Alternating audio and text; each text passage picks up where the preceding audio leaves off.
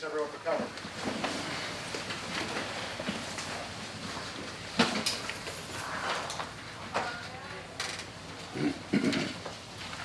Chairman's report. Signed Verizon monthly iPad bill for the Board of Selectmen. Signed PW 18-27 for Ellen Jameson. And signed PW 19-01 for Board of Selectmen and Ellen Jameson. Grants, gifts, and donations. We have a presentation of a gift of a Newbury Upper Green painting to the town of Newbury, owned by Judy and Emmett Goggin, by Carol Baum. Oh, good. So, this is the painting. It's quite long. Judy and Emmett lived on Hanover Street near the town green, and they bought this at a fundraiser at Anna Jake's many years ago. Now they live in Jamaica Plain, and they don't have room in their new apartment for it, so they'd like to donate it to the town. Motion to accept the gift. Second. All those in favor? Aye. Thank you. So I'm going to get a plaque saying donated by Judy and Emmett Goggin, put it on the painting, and then bring it back. Perfect. Is that okay? Yeah, thank you so much. Sure. Does anyone remember who Cynthia Cooper was? Does anyone know in the audience? I don't. Great. Evelyn, what is it? Who was it? Tony's daughter. Whose? Cynthia Cooper was Tony's daughter. Okay, awesome. Tony Urkel. Okay. So That I makes couldn't sense. fi- I That couldn't- makes sense. Right. Okay. Yeah. Do you want You to, remember that now, do you Jeff? want to keep that here rather than letting back and forth? And just bring the- Yeah, that sounds, I think that might be that better. sounds like a very good idea. And then we can have somebody, hopefully, Tracy, think somebody from the DPW can put that. Of course. Yeah. And they're going to need a note from you saying that they donated it to the town. Who would I get that? Ellen will send. Get that from our office. So I'll let you know when I'm coming to get it. Okay, thank you so much. Thank you very much. We'll Thank you find a very place where many people can enjoy it. Good. Thank you.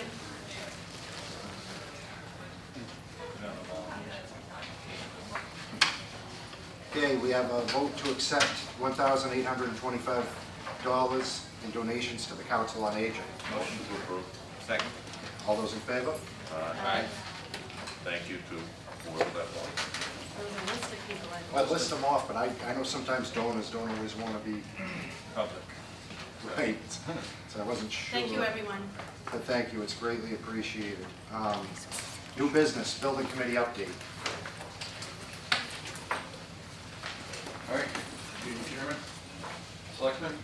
So here we are, 2000, I'll give a quick update and then we'll give a report, which is a presentation. So we've gone through the process once again of hiring an OPM, Vertex, Inc., and architect, or design team, I should say, which is Contact Architects. So I have Jeff Shaw here to present the current work of the committee.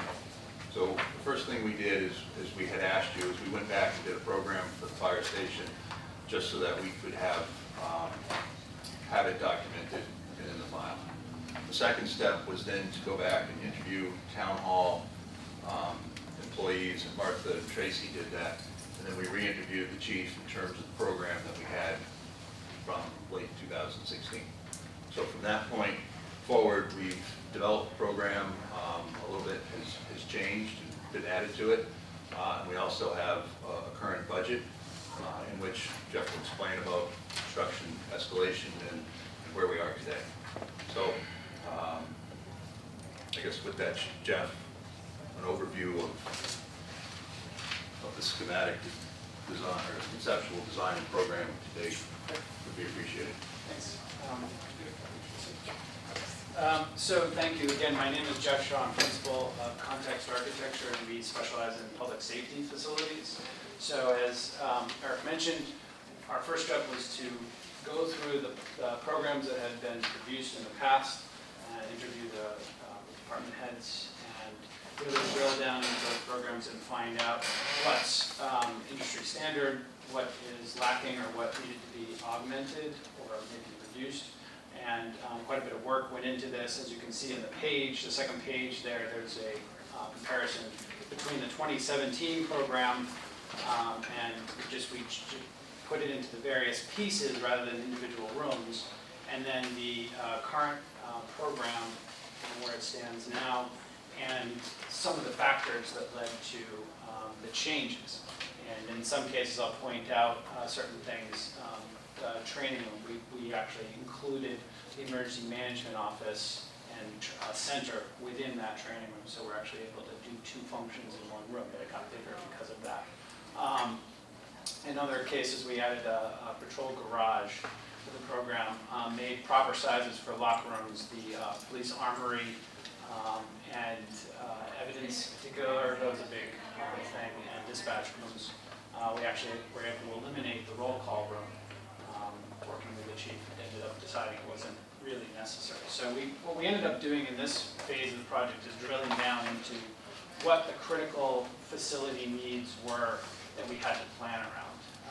Then step two, as you can see, was getting into the master planning of the site, and a lot of work that had been done in the past really influenced this process. So as you can see in this page, represents the work to date. Very similar to what you've seen before, but it's the town hall, existing town hall on the left, with an addition, the existing fire stations, at this time no changes, and then a new police station on the adjacent parcel, including its parking that surrounds it. We did quite a bit of work in the study group looking at parking and how much parking could fit on the site, because police has a great need for parking capacity, and how much we could build for a one-story facility with achieving the parking requirements. And what it ultimately led to was that on this available land that you had, there really was no way to do both. You couldn't do a one-story building and achieve all of your parking goals. So we're currently looking at a two-story facility. And the Public Safety Committee, Master Planning Committee, was looking at trying to maximize the efficiency of building a two-story building. So in our terms, we look at building two equal-sized floors. That actually entailed a lot of work with the police department to configure a police station to work on two stories. So on the next slide, you'll see the plans for the police station, and I won't go through in detail all the rooms, but suffice it to say yellow is public or shared spaces, and blue is police-only spaces. But it actually involved moving certain functions of the police department to the second floor that don't always happen on a second floor in many police stations. So we're doing something a little bit unorthodox, but with the police chief and us going through it, we find that it still functions well for a police station. So we believe it's reasonable, and it also maximizes the efficiency of the floor plan layout. I will note the two spaces that weren't in the prior study were the garage space with a big red dot on it, the lower right on the first floor, and the separation of the drugs and guns evidence part of the evidence storage, which is the room on the second floor. So those are added spaces, or essentially tweaks to the master plan. We also looked at how the building might look. These are conceptual elevations for a two-story building, because we are concerned, or at least want to take into account where it is sitting amongst probably lower elevation residential homes, and we don't want to tower over anybody's house. We want this to fit in nicely. So there's still lots more work to be done on the exterior appearance of the building, but that's essentially where we have gotten to today. And then we moved on to looking at the town hall. The next slide. We looked at various options from the original proposal, which was to essentially replace the trailers that were sitting out back, and then just repurposing the rooms inside the building. So as you can see in this floor plan rendering, there's simply a small addition off the back, trying to reuse as much as possible on the interior. What we found, working with town staff, is that we weren't able to actually accommodate the town program.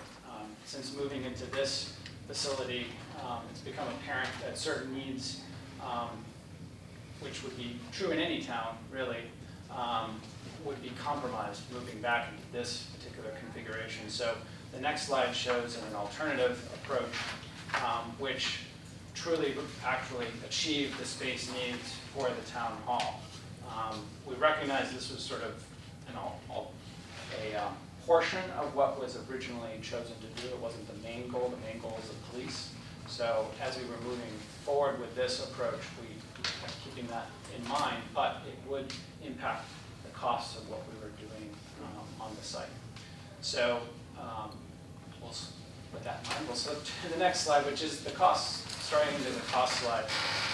From doing a lot of these public safety facilities, we've seen prices in the Massachusetts area, New England area, and particularly in Boston, escalate rapidly since the 2008 economic crisis.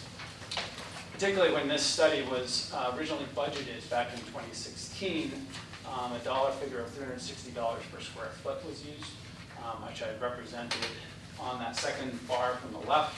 About that same time, we were seeing average prices for public safety that is not Boston, but sort of outlier town from Boston, about $375 per square foot. That's average. And then as the years have gone, we're projecting 2019 to be at about $450 construction costs per square foot. All of these are construction costs only, not soft costs. And so that's a pretty good increase, 5 to 10% per year. And as you can see in that chart, we're projecting as it goes forward about an average of 5 to 6% generally for construction prices in the future. So that has impacted the budget, certainly. Just the mere fact that the industry as a whole has gotten more expensive to build. So going to the next slide. So the charge was to look at this as a combined project.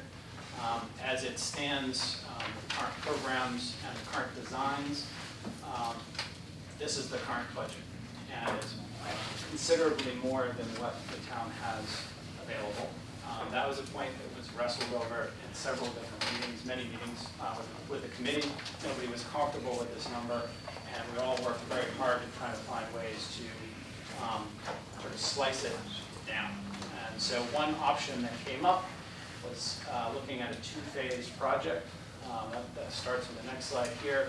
Starting with a police station only, complete this design funding portion of 2018, construct it in 2019, move into the new facility in 2020, and separate out the town hall portion for a future project that potentially could involve renovation, potentially could involve an addition, but something once police was further along could be further decided. And that is where we come to the last slide, which is essentially the two-phase project, looking at this, obviously, police station with a separate budget from town hall. There's less efficiency, clearly, building in two separate mobilizations, two separate, essentially, contracts for the project. So some costs are essentially duplicated or added to, and plus there's a time factor. The cost of building in the future will be more expensive. So those were two considerations that make the combined total of doing a phase project slightly more expensive. But essentially, I guess the thrust of this report is that the committee feels at this time they've gone about as far as they can with the budget that was available for the project. We wanted to give you the information to be able to help come to a consensus as to how we move forward as a group, because we felt we've done due diligence on the programming side. We've worked carefully with the police department to determine what their needs are, work carefully with the master planning to determine what can fit and how best to accomplish that on the site. But funding isn't going to cover some of those areas. And there's multiple ways that can be moved forward. We've seen this in many other towns and communities that we've done these projects for. It frequently is the case where the available funds may not meet the perceived need going forward. And remember, we've done this programming looking at a build-out so that it can accomplish future growth. So we have some future growth built into this building. The last thing we want to do is open a building, in opening day, you've maxed it out. And we've actually seen that happen in other communities where within 5 or 10 years they're trying to put additions on buildings, and that's not a good way to spend your money. So we want to make sure that's done right, but many communities will look at trying to cut space out of buildings, trying to do double duty with some of the spaces, but that's where essentially we're at today, and I'm looking for your guidance and maybe some questions to move on to the next step. And I don't know if Eric, you want to close with any other thoughts, but that's what I've got to say.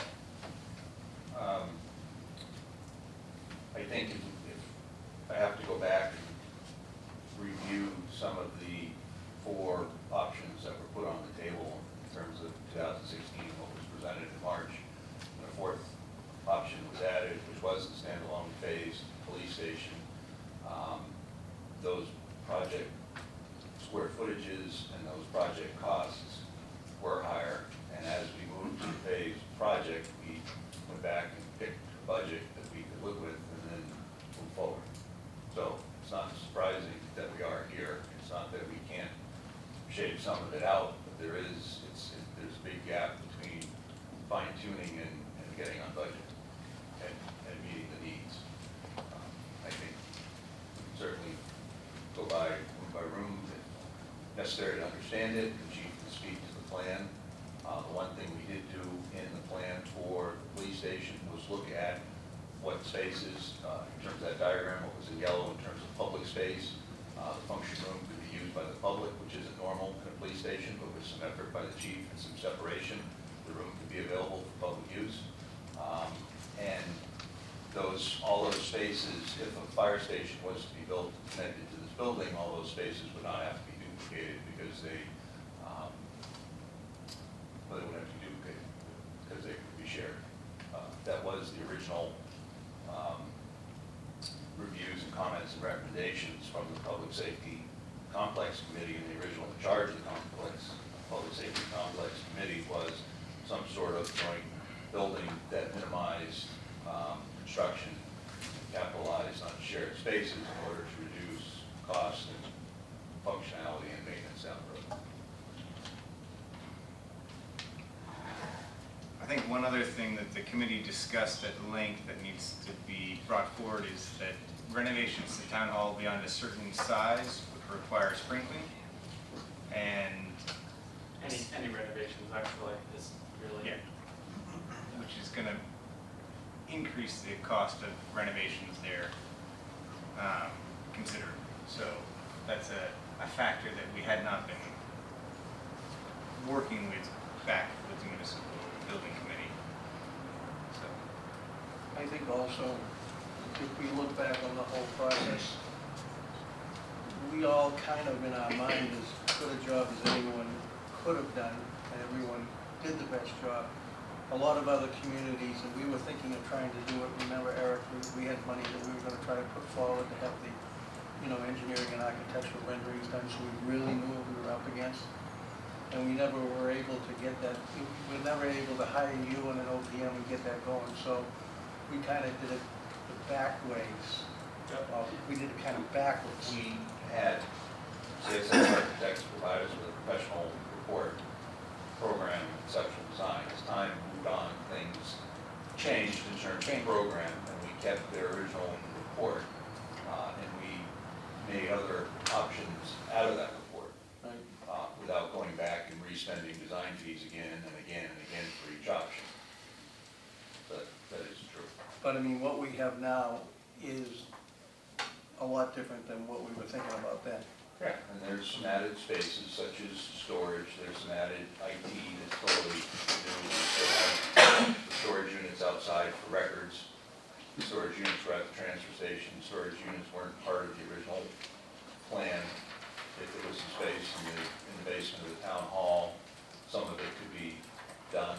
The effort of digitizing for the future would hopefully reduce that, but you still have records that are in storage boxes inside this building that you go up to. The evidence room, it's a small change. The garage is a bigger space, and when you add those spaces and you lay it out, I was conservative on the grossing factor because I was trying to keep it down and keep the building as small as possible. And as you take the next step and as you firm it up and as you get more real, then the corridors and extra spaces add up. Well, they're adding another 15%. Yeah. And don't forget, site does have an impact here. We don't have the ability to put a basement on a really, a useful basement that's going to be wet. So, the fact that we have to use valuable floor space for mechanical rooms, storage, things that could go down into a dry basement, different site would be helpful. But we do have a second floor, it needs 2 means of egress, so we have 2 stairs, we have to spend money on those.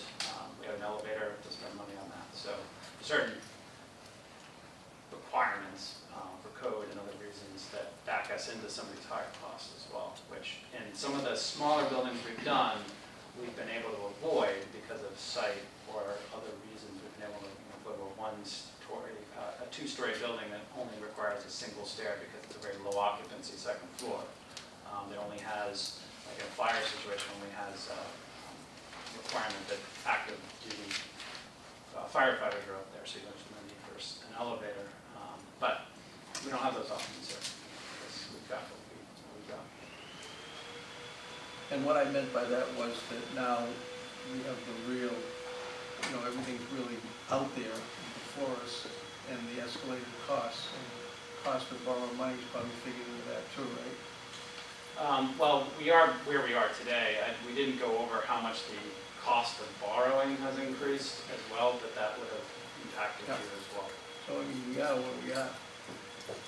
And we've actually had the conversations as well, that there are definitely members that want to move this along as fast as possible to take advantage of what you just said, rising interest rates, and try to get bond as soon as possible. So what we have to do tonight is, within the next meeting or so, try to decide what we're gonna do about it. It's important, I think it's important for us not to pull the trigger on it tonight. All this needs to sink in. I know Damon and I are up to speed, being directly involved with the committee, but it's gonna take a little time for, so we've been bombarded with all the, fine facts and figures and things about this along the way. But I think we need to take 2 weeks to digest it and decide, do we continue down this road and get a hard number, because we don't want to go into it backwards again by picking a number out of the air and trying to bottle the project within it, or do we consider a different approach? Well, I'm not ready to vote on anything tonight. I gotta think about this. Right. Any other questions or thoughts? Nope. And then, certainly if you have questions about what's been done, I'm happy to try to answer questions now, or if you want to send them through the town manager or other folks, we can try to get answers to help you decide. Thank you for your work. Eric, thank you. All right, thanks. Thank you.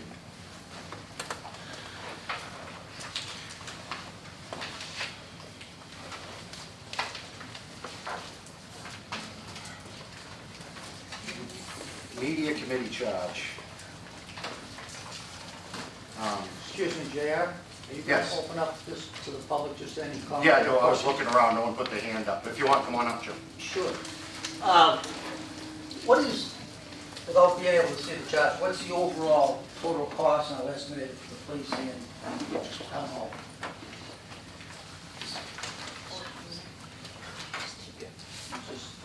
Just 14.1 million. 14.1?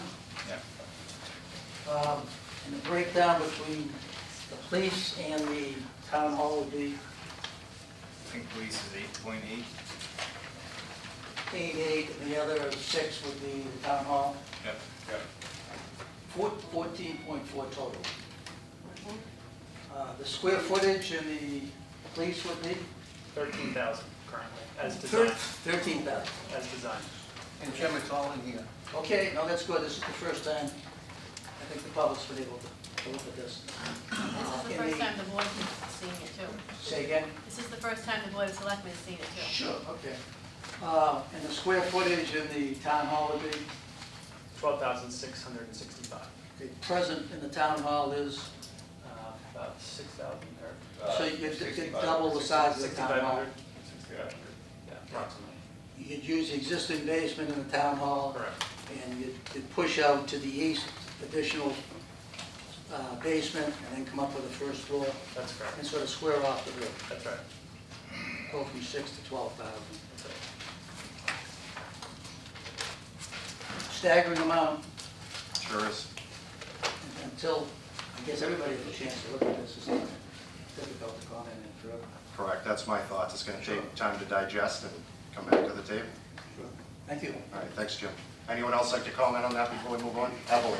I have a question, on the common area or the public area, what kind of groups usually use that kind of space? I mean, it could be a selectman meeting space. I know that the police chief has felt it important. He wants it to be a welcoming place, a place that can be used by the public. So I don't anticipate that would be, I mean, segregated or blocked off to anyone in particular. It would be a space basically like we use this space now. And for nights that we have a large assembly, you know, or expect a large assembly, it'd be a room that we could go to. Nights there are 2 things going on at the same time, it would be another space that's usable. Those were the thoughts. Yes, Jim? One other comment, my guess is that the financing cost is not included in these numbers? Correct. Bonding cost is not included. Okay, so there'd be a significant funding over the next 20 or 25 years to pay for it all? There would be a bond, yeah. Okay. Anyone else? Yeah, Mike Bowling, Forestry. Is the floor plan for the town hall still going to include their meeting area, or is that eliminated? No. It's still there. It will still be there. And the one next to the fire station, The hall? the big hall in the back end of the fire station? What's the utilization of the hall right now? Some of that's being used, correct? That's, they have a design, they're making that into offices for the fire department, so that wouldn't be utilized as a hall any longer. And we had, one of the things in this most recent version that we talked about was whether or not we could sacrifice the selectmen's meeting space that exists in the current police station and always use the to-be-built meeting room in the police station. And whether or not that's viable or something we want to do, we have yet to come to a decision about it. But it's definitely under discussion. Seems like it would be an awkward situation, but, you know, they have to have a portico to bring people in that are being arrested so they're not in public view. But that's the use of this, that's the purpose of the Sally Board, to solve that problem. Right, but I'm just saying, to have a meeting room in the middle of the police station with everything going on. It is laid out currently in the plan so that anything in yellow So it's not on the connected left. at So all? this is the training room, and this is the public lobby currently. All right. So the public lobby really separates Totally separated. police side of things from public side of things. So if you're in here, you wouldn't have any idea what's going on in the rest Yeah, of the it's, I know myself, I want to avoid, you know, you don't want to parade somebody, take them out of a police car, drag them into the police station, because once in a while, someone's innocent, you know? And that could be a rough experience. Yeah, no, I just think it might be disruptive too, you know, for a meeting, if you got 40 or 60 people walking through. Yeah, the place. and, you know, it's much to my chagrin that these numbers are shaken out this way, because it's, you know, it's certainly not a price I want, and it's not what I've expected to deliver. These are still conceptuals. And the real shame of it is, if we were in New Hampshire, we could do it for less than half the price. Because we're in Massachusetts, and with prevailing wage and all the laws and rules we have to follow, they tuck it right to us. We all have to follow them here too. I know. So I'm just curious, Tough place to live. Yes, sir. one thing. The police station is 13,000 square feet. Correct. You said you couldn't put it all on one level. Correct. How big a Well, po- I should clarify, we can put it on one level. Actually, that was one of the first ideas we had, but we sacrificed so much parking, there's not enough parking for the police. So could you put a smaller police station, like a 9,000 square foot police station? There's no limit to kind of the permutations if we cut out what the police require. So we started with the requirement of what's the minimum size of a police station that would serve the community, and then decided how to split up that massive space. So put it all on the first floor, put most of it on the first floor with a small second floor, and then make a sort of completely symmetrical, equal-sized building. And that's the one that was the most efficient. And the other thing the committee would like to avoid is putting up a building, and then in 5 or 8 or 10 or 12 years, we're back to putting an addition on the building because it's been outgrown. Yeah, I mean, we saw that in Rowley. They built their police Pizza Hut and 5 years after they opened, they were in trailers. That seems like a terrible use of taxpayer money to me. Jeff, when you build on one story and you have a lot of square footage on the first story, it's actually cheaper, or is it cheaper to actually consolidate some of that space and go up? So that's what was discussed in our committee meetings, many meetings. Certain members were definitely an advocate for building equal-sized floor plates because that's the most efficient way to build a building. As I said, it's really important to note that we did have to change the way the police station functions to move some of those spaces to the second floor because in police station design, it's really important that certain functions happen on that main level, especially in police stations that don't have a lot of daytime staffing. If you have an issue that happens in the booking room and people have to respond to that, now they've got to come downstairs. So there was a lot of thought put into it by the police chief and by us in the committee to determine what rooms were appropriate to put on the second floor and what really had to stay on the first floor. So the first floor really, the minimum size of the first floor determined that second floor footprint, and then we played a little bit with what rooms should go up or down, and we finally came up with a footprint that matched the first floor and the second floor equally, and that's what you see today. So it was a little bit of a challenge, I said, to the police chief to come up with that design. Dr. Abloh. Thanks. I just, as I'm listening and heard, what's the minimal footprint and so forth, from my perspective, talking about people who put their lives on the line for us, I don't know if there's a way to pivot to say what's the most we can possibly afford, right? Because I think some folks would be willing to maybe help out in some fashion to get it to another level so that we can, I'd love to think that we wouldn't make it the least common denominator because it's not a time, I think it's a great time to stand behind these guys. And, if they come to work and feel like, wow, this is a nicer place to work than anything around here, we'd attract that much better. And I think we ought to show, our gratitude. Thank you. Thank you. And to echo that, that was stated previously that your highest cost for operation is employees. And so if you give them a building in which they perform and be productive and efficient in, you'll actually have more savings or get more out of your employees. If you give them the minimum common denominator, you'll get less out of it. That's proven in education, proven in the workforce. Right, we're also paying the price for separating the two projects into two separate buildings. We're losing a lot of those shared spaces, which is also good. And as part of the program, we did study full-time equivalents in terms of use in the police station, surprisingly, for the projection. I don't have a copy of it here, but had very few additional officers projected for the future. So it's not like the chief is planning to hire another 10 or crew of 15 officers as we project out over 20 years.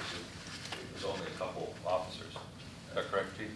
Bringing some of the part-time personnel up to full-time status, but yeah, not adding additional personnel. And the more important part for a police station in particular is that unless you're hiring a deputy chief, a sergeant, some of those upper ranks, you can put on several patrol officers, and all you're doing for the space of the building is buying 4 square feet of additional locker space per individual. So it really is, on an officer level basis, a very minimal impact to the building square footage. Jan. Jan Forrest, Old Point Road, Long Island. I have 2 questions. Do we have extras of those? I was a few minutes late at the...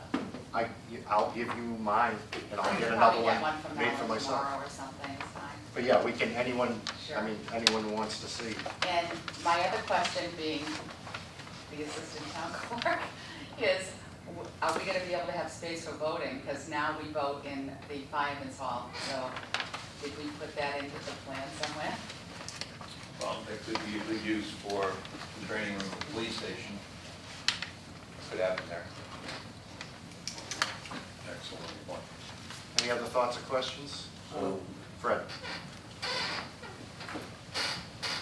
see a glacier sure the rest of you are not willing or not considering voting on this tonight, so I'm hoping you put a lot of thought into, maybe just putting a lot of thought into, this is gonna have to pass a special town meeting, it's gonna have to pass the voters, and if it doesn't pass, We're back to square one. back to 2011 here. So, Understood, and it weighs heavy. Trust me. Lots to think about. Did you have another question, Jim? Yeah, we've effectively increased by over 100% the $6.5 million budget that we started with last year. It's sort of staggering to know the figures and the size of the buildings, and of course that's driving a lot of the costs. Some of that, The further question is it the master plan coming up, or at least laying on the floor somewhere, talking about the fire station? And what is the plan for the fire station, and how much area and how much money are we talking about in putting into the fire station? I mean, basically, the fire station's been put on the back burner with the exception of arranging the pieces on the site not to interfere if and when something happens with the fire station at some point. We did not study, other than to determine the size of what a fire station might be, just so we can plan for it. We did not study the budget, the construction, or any design of a fire station. However, where this police station is located here, we did confirm that if we constructed a fire station in this region here, the existing fire station could operate while that new building was being constructed. That was a very key part of the master plan, so that we weren't spending money to temporarily house those first responders somewhere else in town. So the goal of the master plan is, if it happens in the future to build a new fire station, it could be built as addition off the existing police station, utilizing a lot of the same components of the existing police station, the lobby, dispatch, training room, emergency management. Elevators, things like that, stairs that are in that building, but not impact fire operations. What I'm hearing you say, Jeff, is we're going to tear down the old fire station, build a brand new one right adjacent to the police station. That's the current. That's the current thinking? Current thinking built into the master plan. It's not saying that That's has not- to happen. Right. It's just saying we plan for it, if the town chooses to go that way. Okay.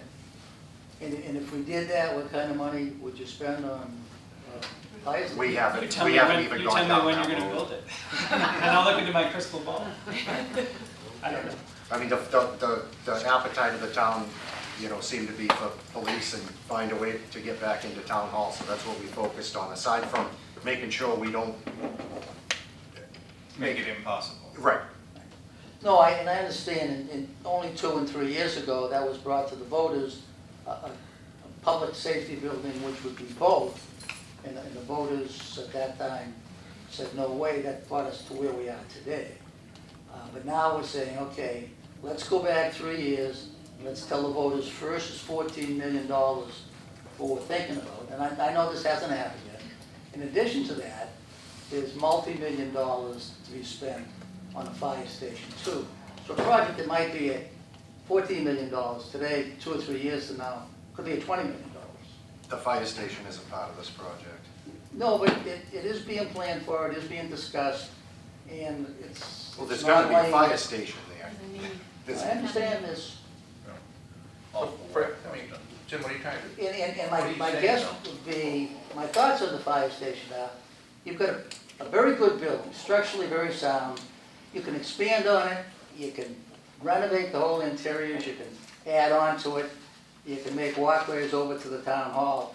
To tear it down and rebuild something new, just for the sake of. But even if, like you said, it gets expanded and added on to it, Yeah, you still need to take that into consideration in the site. oh, there's no doubt in my mind. I don't understand. We should spend money in the future on a fire station. The real question is what do you do with the existing building? What's the scope of the work gonna be, and what's the cost gonna be? And that will be decided in the future. Fire station is not part of It's not part of the project. We The already scope made right now that is nothing. clear, and we passed on any opportunities to involve the fire station. There was no appetite to include the fire station. only I don't know thing- why the tune's changing. Right, so the only thing that the committee has done is to ask to take a look at it so that the option could be, good thoughts could be preserved for the future. We're in no way advocating for a new fire station or anything about the fire station. We were just looking at a master plan to say, Jeff, if we build the building, where could we put the police station so that in the future, we could maximize parking on site? And, you know, 5 years, 10 years from now, we may decide the fire station goes somewhere else. and Jeff, would park there, on. would there be an advantage to put a basement in the new police station? If you had a site that could support a basement. If, it would appear to me, and I'm hoping you're thinking this way, that you're gonna fill the site in and bring it up level to the grade of the fire station? It's undetermined at this point. I think that would be quite expensive to do that, to fill the site and raise it. Even if we were to raise it to the highest point, which is this sort of point way over here. No, that's, I'm saying raise it 2 to 3 feet to bring it level and have a very level, uniform lot. Well, we want it level, definitely. There's Sure. gonna have to be grading And done. Phil to would get be out of cheap, it. it would be cheap to bring Phil. Now, second, We're going around in circles Sure, here. So okay. I think we all need to take it under advisement and soak it in and think about it until the next meeting. I think that's our best course of action, because spinning our wheels and going around in circles isn't gonna get us anywhere. is this gonna be on the agenda to be voted on 2 weeks from now? I won't say it will for sure, but I anticipate it. I mean, unless something comes up that it doesn't seem so, I would anticipate it probably will, but I won't guarantee it. The increase is not just because it's total square footage that's been added. There is escalation in construction costs. Right. There is some program that has been added as new, that was kind of hanging out there, that wasn't included last time, and between grossing factors and, yes, maybe an additional room. So there's a couple things to think about, and not just that where we are arrived at because somehow the program was overloaded. And contingency, a definition? Contingency for the. Oh, contingency. So in any project, you know, things are gonna come up. So Right. this amount of money is what we would budget at this planning stage of the project. As the project moves forward, it's a new construction, we'd expect some of that would go away. And I don't think we really got way into contingency when we thought of some of it, so I mean, that's part of the. We presented a thorough budget to the Yeah, committee. it's We're not showing the whole, 1.3. every single line item, but it's a full page of items that would need to be But considered. that's an extra 1.3 that kind of figures into everything. That's right. too, So at the moment, it's a design contingency or is it a construction? It's a project contingency, so So it's considered let's- for many different things. Say 50% of that contingency is for oops, or something happens and we need to accommodate for it. And the other 50% is design. We've already spent it, we just haven't accommodated it at this level of the plans in the estimate. Yeah, I mean, many different things can happen. We're at the planning stages now. The town may decide something has to happen. There might be an issue on the site we have to deal with. Tries to help that budget number be all inclusive. All right, thank you. Did you have something you wanted to say, Chuck, before we move on? No, withdraw the question. All right, thank you. Thank you. Okay, media committee, charge, and, we have media committee appointments. These are two different things.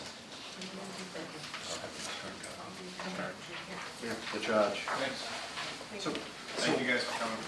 Thank you. Thank you. thanks. Thank you, Eric. We have lost some members of our media committee due to personal obligations. One fellow is moving. So basically, we're down to 2 members. We're up against the Comcast cable negotiations. So we're hoping to rebuild the media committee, but the rate with the negotiations are approaching. We need to shift the way we're going about this, and correct me if I'm factual at any point here, Tracy, please. So basically, the new media charge would be, the committee shall develop a framework by which to implement and grow public access television in the town of Newbury, including but not limited to recommendations to the Board of Selectmen on hiring a professional to assist the committee in implementing and managing the public access studio, including educational and public programming, and coordinating with the governmental programming component. Continuing to work with the consultants to liaison with the committee and the Board of Selectmen to consult on the equipment and design of the public access studio in coordination of the government and educational access. I know, Alicia, you're dug into this deep, so is there anything you'd like to? No, And- I just would like to say that right now the town of Newbury is at a point with its negotiations, it's beginning to negotiate with Comcast. And we don't have, Newbury doesn't have a public access TV studio.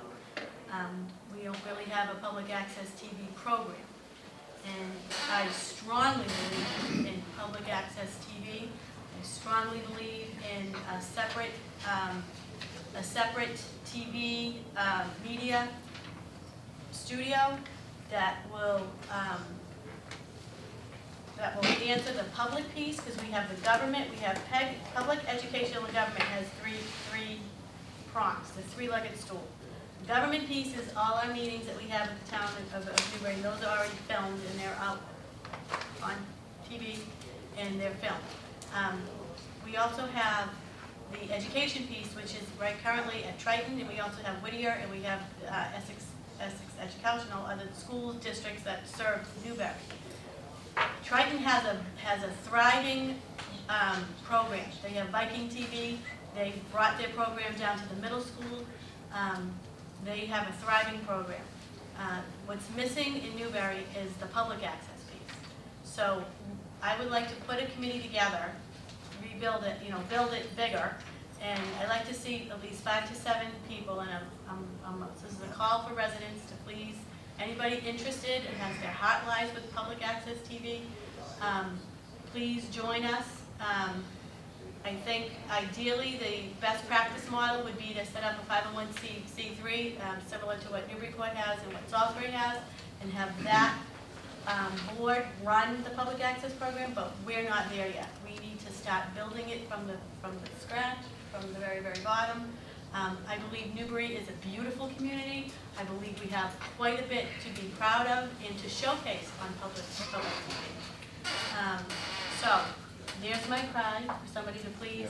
And anyone out there interested in serving on the media committee, please contact us. Board of Selectmen, email Ellen, and All right, do we have a Motion to approve the media committee charge. second. Any discussion? All those in favor? Aye.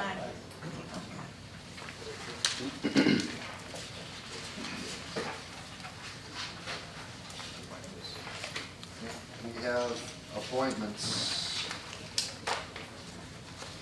Do you want to take them all together or one at a time? One time. Okay, Bill Lord to the Conservation Commission, 3 years, 7/24/18 to 6/30/2021. Motion to approve. Second. All those in favor? Aye. Robin Williams to the Media Committee, 1 year, 7/24/2018 to 6/30/2019. Motion to approve. Second. All those in favor? Aye. Joseph McDonough to the Media Committee, 1 year, 7/24/2018 to 6/30/2019. Motion to approve. Second. All those in favor? Aye. I'm going to recuse myself from this one. KVS head of the Finance Committee, 3 years, 7/24/2018 to 6/30/2021. Motion to approve. Second. All those in favor? Aye. Tracy Blaze, Town Administrator, 5 years, 7/1/2018 to 6/30/2023. Motion to approve. Second. All those in favor? Aye. Aye. Mariah Lucy to Recreation Committee, 1 year, 7/24/18 to 6/30/19. Motion to approve. Second. All those in favor? Aye. Thank you to everybody who volunteered. Yep. Yes, all our board and committee members, thank you, thank you. And anyone who would like to become involved, we have a number of positions that we're still looking to fill. So please, if you'd like to be more involved in your town, reach out to us because we have a lot of work to do. All right, we have a liquor license, we have a public property use special permit, and a request for public property use. I am going to recuse myself from these 3. One-day liquor license, Jess, I don't know how to say that last name. McCalligan, and McTierney Wedding at Spencer Pierce, August 25th, 2018, from 5 to 10 p.m. Motion. Second. Any discussion? All those in favor? Aye. Request for public property use special permit, Essex County Greenbelt Association, 4th Annual Tour to Greenbelt Bike Event, water stop on the Newbury Green, Saturday, September 29th, 9 a.m. to 1 p.m. Motion, is someone here from them? Hi. You want to come up and tell everybody what's going on? Could I get a second first? Yep. Is there a second? I'll do it. Okay. Which way? Aye. It's a bicycle event fundraiser. We're going to be passing up 1A and then along Newman Road. And then we'd like to have a water stop like we had last year on the edge of the lower green there. All right. Yeah, any discussion? From all I've heard, the event went well last year. There's been no complaints, so. Good luck with it this year. All those in favor? Aye. Aye. Thank you very much. Thank you. Request for public property use, special permit, Rebecca Stratford Greyhound Pets of America 5K Run and Walk, starting and finishing Spencer Pierce Little Farm, Sunday, October 28, 2018, 8 a.m. to 1 p.m. Motion. Second. It's also request an insurance waiver. Yes, and this will request an insurance waiver, but I think you're here to talk about Yeah. this first. So, yeah, so last year was our second year. Last year, essentially, what I did is I had a general waiver for the race itself, and then we did the time of February waiver, so we had a double waiver. The only thing I would do differently this year would be to just have this, I kind of had a mix of the electronic with the sign-up process and then in person, and that was a little cumbersome to me, so I probably just write them out before I get the number. When they come to get their number, and I'll just have them sign the Newbury waiver. That way it's all paper, and I can drop it off to you guys afterwards. All right. Good luck with it. Yeah, any discussion? Good luck. Okay. The only discussion I have about this is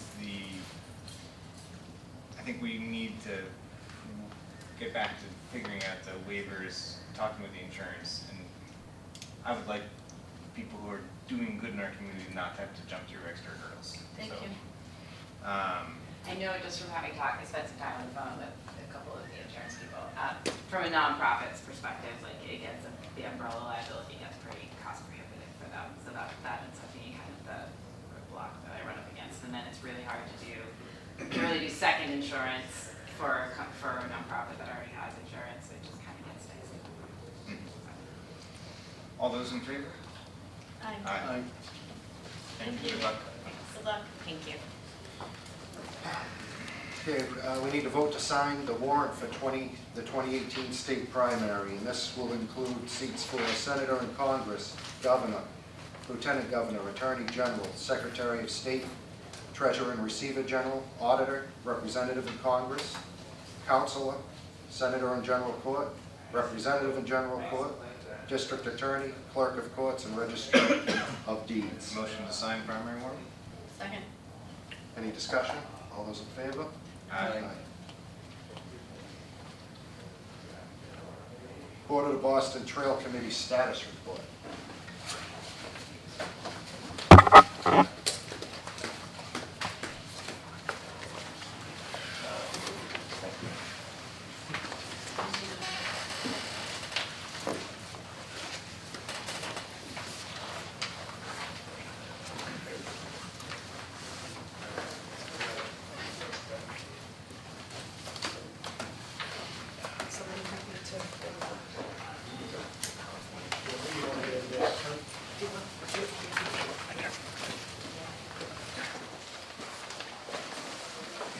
Thank you for taking a few minutes. It seemed like a good time of year for the status report on the Border to Boston project. There have been some changes. It's been very quiet for quite some time. There have been some changes in the way it's been structured.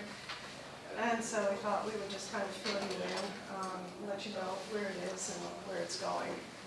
This is Ted Russell. He's the newest member of our committee. John Gunscalfley has been on it for quite some time. It's Steve Fram. So just a little background, because most of you are kind of new to it. It is part of a broader network of trails in the greater Boston area.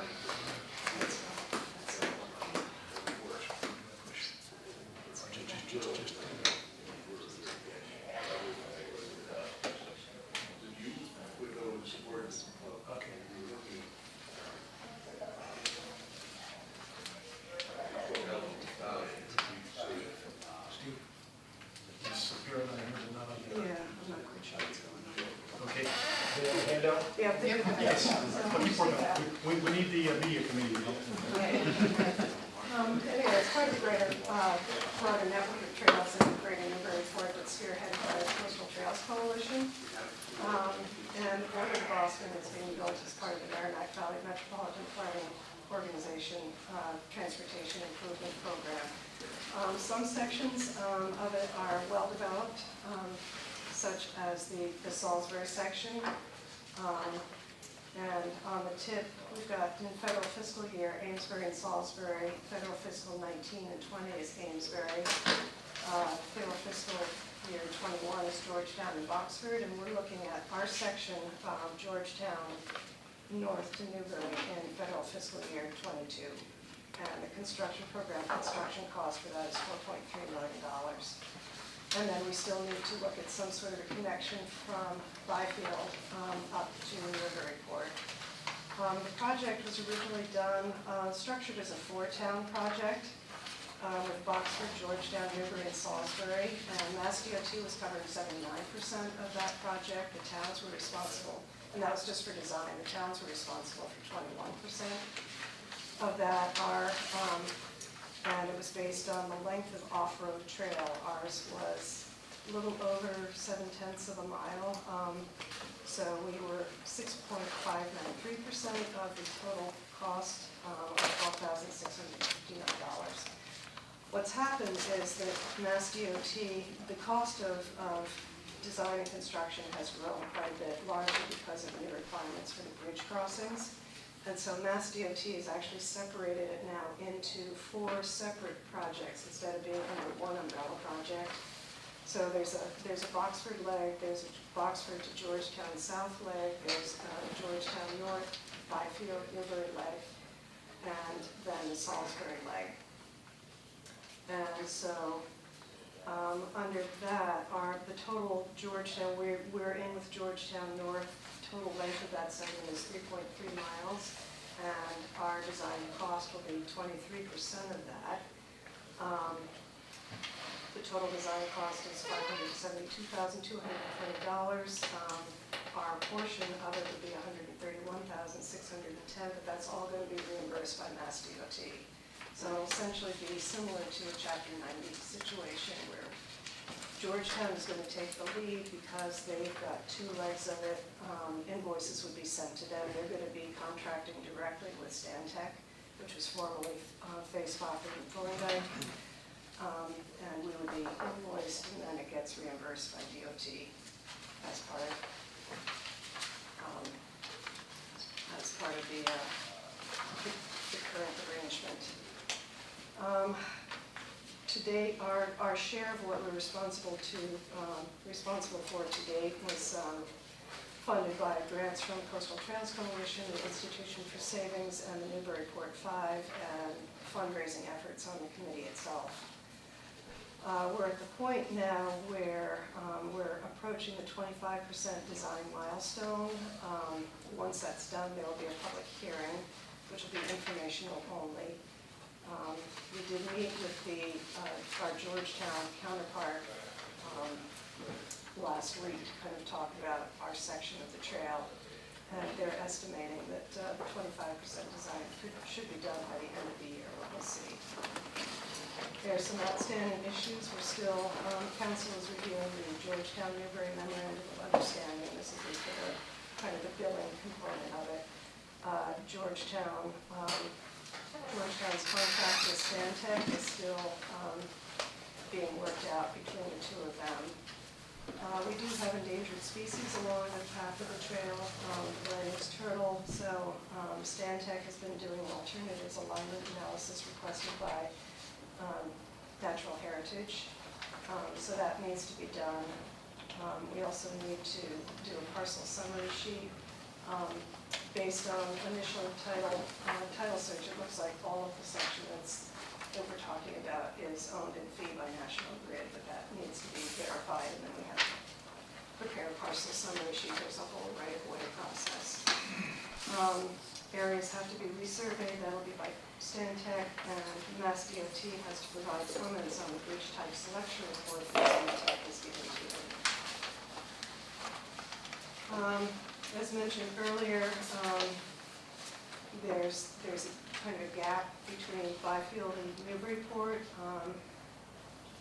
and different alternatives we looked at originally. There was, discussion of taking it through Martin Burns along the railroad bed, and that's off the table. That's not under consideration. Mass DOT has determined that going along South Street, Main Street is too narrow and windy and dangerous. So we're trying to look at some other off-road options to go from Byfield up to Scotland Road. And possibilities are going up one side or the other of I-95. But to do that, we would actually need to get a feasibility study done by Stantec and find funding to do that feasibility study. Mass DOT had originally committed to paying for it, but that's not on the table anymore. So we know that there's some ledge and some wetlands along there, and we need to really determine what would be involved. So I guess next steps, there are only 4 of us. We've lost a couple of members, so we also would be very interested in getting a couple more members, 2 or 3 who are interested in the trail and interested in biking and could put some time and effort into this. And then, as mentioned, we need to finalize the MOU and parcel summary sheets and continue to work with Georgetown on our portion of it and look at the alternatives. And we're happy to answer questions and provide more information as it goes forward, but it does look like now it's sort of seriously back on track. There were a couple of issues that were showstoppers for a while. One had to do with actually the line height. They thought that the sag was too low and might not be able to actually support activities on the trail that might get too close because there needs to be a separation. That was measured. It's been determined that that's not an issue. So. I guess the first question that I have is on-road versus off-road. Like most of the bike and rail trails seem to be paved. So is it just how close it is to the road? Is that distinction between on-road and off-road, or will this not be paved if it's an off-road trail? They're looking, it has to be built to Mass DOT standards for what, an H25 truck. Right. So most of the ones, it has to be paved. We have looked, because some of it goes very close to the Parker River, it's actually, Parker River's on both sides. We did some research on an alternative, a resin-based instead of an asphalt-based pavement. It's not something that DOT uses. We're interested in looking at the possibility of doing a pilot project with that, but I don't know. So. And we're also talking about, the standard trail width is 10 feet. We're talking about necking it down where it runs along the Park Road to 8 feet. But National Grid has some concerns about that as well for access by their trucks. So there's still things that need to be worked out. In the places where it's on road, is that just a big sidewalk, or what does that actually mean, where it's an on-road trail? Well, if you look at the map of the network of trails, the very last page, it shows the overall network, all the trails in the area, and most of it is on road. I mean, it's riding along Orchard Street or Scotland Road or Palmyra Turnpike. So, it's way better to be off-road. Right. In some cases, if it's on road, for instance, Scotland Road, there possibly you could shift the lanes over and make a decent bike lane on the side if it's wide enough. Because I'm But unfamiliar with it, I that. just didn't know what the terms actually meant and what it was. right, in some Describe cases, there's actually a marked bike lane on some roads if it's wide enough. In some cases, you get what are called sharrows, which are, indications that people are sharing the road, pedestrians, cars, and bicycles are sharing the road. Yep. Any other questions? So basically an update, you don't need anything from us tonight? Not at the moment. I mean, You just need a couple of committee members. Right. Need some committee members. The MOU will need to be approved once that's finalized. That's pretty much So it. then when we get to the 25% milestone at the end of the year, we'll have the The public information. hearing. You'll be here, yeah. Right, right. Okay. Yeah. And thanks for sticking to it. Thanks And, for your time. yeah, I mean, it's all work and hopefully rewarding in the end. Yeah, it's a long project. All right, So thank that's you, the folks. Borders to Boston, they are looking for help too, like provide to the public. Thank you. World War II Monument Committee Plan presentation. Thank you.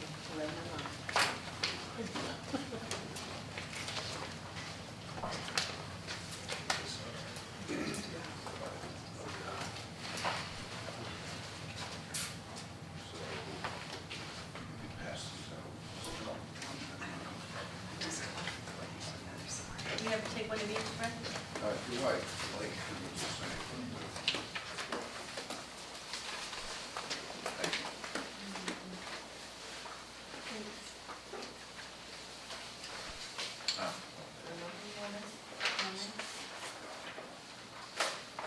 Ellen?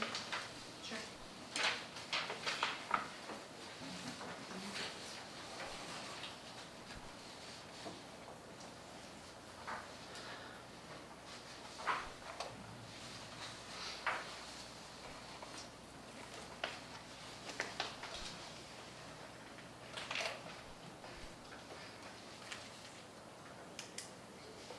So if you have any questions, I would be glad to answer them. We worked on this for, I don't know, a lot of hours, a lot of us that came up with this particular design. I think the walkway may be a little bit longer than what it states right there. In the center here will be the original memorial. And as you enter on the right-hand side, you see the 36 by 20. That will be another memorial just acknowledging the existing thing. We have some granite benches on, I think, what we have, at least two granite benches on each side. Last time you were in, Fred, you talked about engraved bricks. Oh, yes, right along the side here. See the ones in highlights here? Yep. Those are going to be all engraved with the soldiers, and we're trying to get the names, ranks, and branch of service that each individual is in. So we can put all of them on the granite pavers. I noticed that I've seen emails come out from the town that you're still looking for defined people. Help for defined family members of the names on the, so how's that going, you know? Evelyn, how's that going? Slow, because the vets naturally, most of them have passed away, their spouses have passed away, so I have to try to find the children and locate them. I've contacted about 50 people, 50 families. I hope I'm sending them to the right address, you know, you just don't know when you're Because looking I at. noticed we haven't got there yet on our agenda, but when we do, well, actually, we already passed it, but Mariah Lucy is a teacher at Newbury Elementary School. One of the things that she did when I read this was, she was part of the 375th Connecting with Kevin Hunt, Veteran Services, and placed the American flags at Cemetery and High Road prior to Memorial Day led me with my students to research all Newbury residents involved in all battles dating back to the Revolutionary War for Newbury's 305th celebration. So I don't know if maybe she could be a resource for you, if she might still have that. Mariah Lucy. She's at MORIAH 2011 at verizon.net. I think if she can have do some of the legwork for you, that might be easier. We were also contacted by someone from the Boston Globe that said she's going to be doing a piece to. Yeah, I think we talked about that. Yep. Well, that's good. The more public input we can get, the better. So this diagram here this is gonna, you don't have like a bigger picture of how it's gonna sit with, no, yeah, this one here, but We you don't have the, what would you like to know? like, I'm looking at where it's gonna sit in relation to the post office. So sort of an The overview of the post whole office is parcel. about, there's a sign that says US Post Office on Yeah. the parking lot. Yeah. And this is probably 25 feet from the walkway. The post office sign is here, and there's a maple tree here, and it's centered right in the middle. The problem we have right now, one of the trees we want to get taken down is right here, right in the center of the walkway. So, So that was my next question is, do you have like a landscape plan or what you wanna, or you haven't got that far yet? Or what's gonna come down, like what, because I don't know if you heard the last time, we're not a big fan of cutting down trees. well, that's why we limited it to the tree wardens over there. Yeah. And he said pretty much regardless of whatever was happening here, these two trees should probably come down anyhow. Okay, And the other ones up back, the pines, we requested they just limit them up a few feet, 4 of them. So we're really limited. There's probably, I don't know, 50 trees throughout that park against the wall and stuff. So we've limited it to 2. This one kind of really has to come down in order to, center this here. Because of the fir trees in here that are staying, and the maple trees in here that are staying, this is the center of it. This is really the only spot that we can actually, this spot. yeah. We've really limited as far as the trees come in. This tree is right on the road here. But Tim's already looked at it, right? And he Yeah. said it's not a viable tree. Well, he said that they could be taken down, the 2 of them. I mean, he looked at all of them, and there was some way up against the back wall that should be taken down, but we're not going near that, so.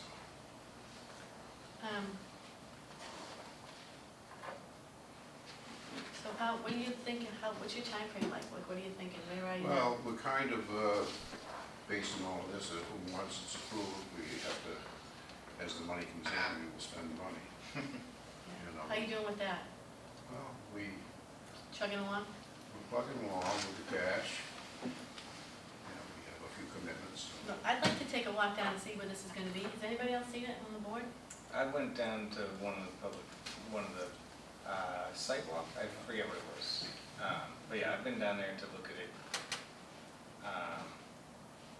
sort of in the early stages, not since you guys have developed this a little bit more.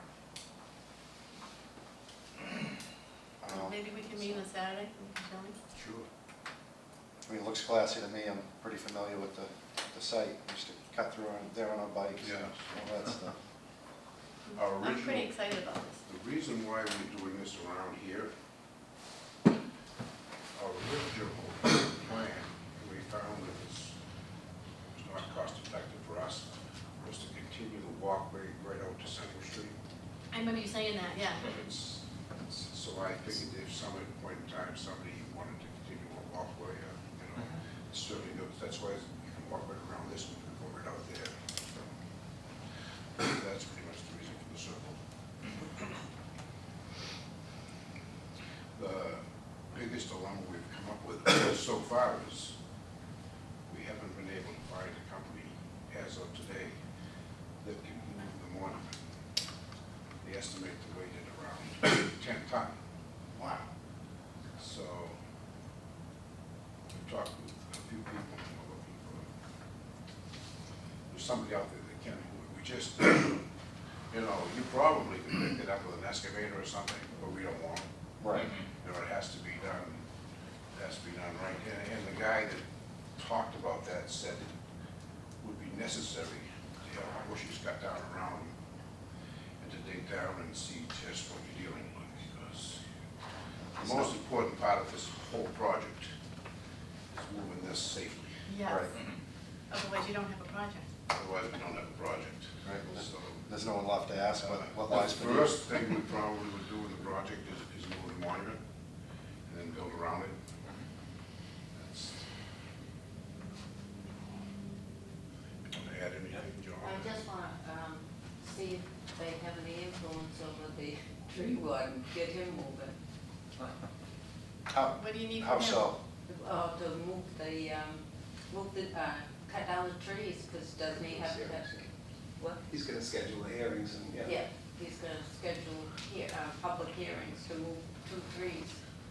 So at our last meeting here, we turned it over to the Board of Selectmen to deal with that aspect. I think you need a vote from us. No, I don't think we need a vote from you, it's the tree warden that, Yeah. Yeah, the other thing that was apparent last time, as I recall, was the issues around the sightlines of the people who live in the, I guess it's a condo now, where the memorial is presently, and making sure to work with them so that they're not unduly disturbed as things move forward. So I wasn't sure if you guys have had any conversations we've with had them. some conversations and definitely wants it out of there by November. He wants shrubs planted in there before November. So I don't know what else, it's his property. Yeah. With the trees that are there now, I'm not saying to delay it, but would they be bringing the stone in there now? Are they like in the way of They're not in the way. moving the monument into the No, site? but you couldn't put the walkway in there afterwards Right. because the tree was removed. Right. Well, I did hear today that they are in the way, and that John's gonna get waivers from the condo people, I. No, they're talking about the ones down at the post office, aren't you? Yes. Oh, sorry, oh, okay, Yeah. all right. So Sorry. but you're working on the shrubs of the Yeah. original site. We really gotta find out the size of it. Do you know anybody that can move that? The Monument? As far as I can tell, there's 2 different ways to go about the thing. One is to actually remove the brass plaque, send it to a company and have that redone.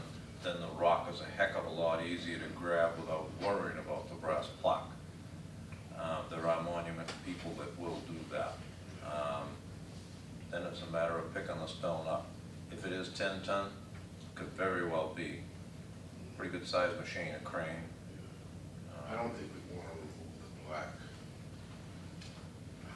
We'll leave that on there. Okay, because that makes it a lot tougher to grab. Yeah. I just don't feel comfortable about taking that black off and trying to put it back on I there. can certainly put feelers out there and see what we can do. But we've certainly had a lot of support. Yep. We've had a lot of pretty positive stuff in the newspapers. It's exciting. I think it's a great deal. It's a wonderful project, and I'm Amazing. excited to see it go. And we had thought about selling bricks. Yeah. Individual Fundraiser. families, Yeah. fundraisers. But we didn't feel like we wanted to leave anybody out. So what we have done, working with Karen, what's her last name, Taylor? Tyler. We're going to get all of the 117 DD 214 discharge papers. And all we can find out about the people and make a booklet. Nancy Burke is going to help us put a book together. Wow. Give us any information we have about it, what we can find on that. That's So ambitious. it's kind of taken on a life of its own.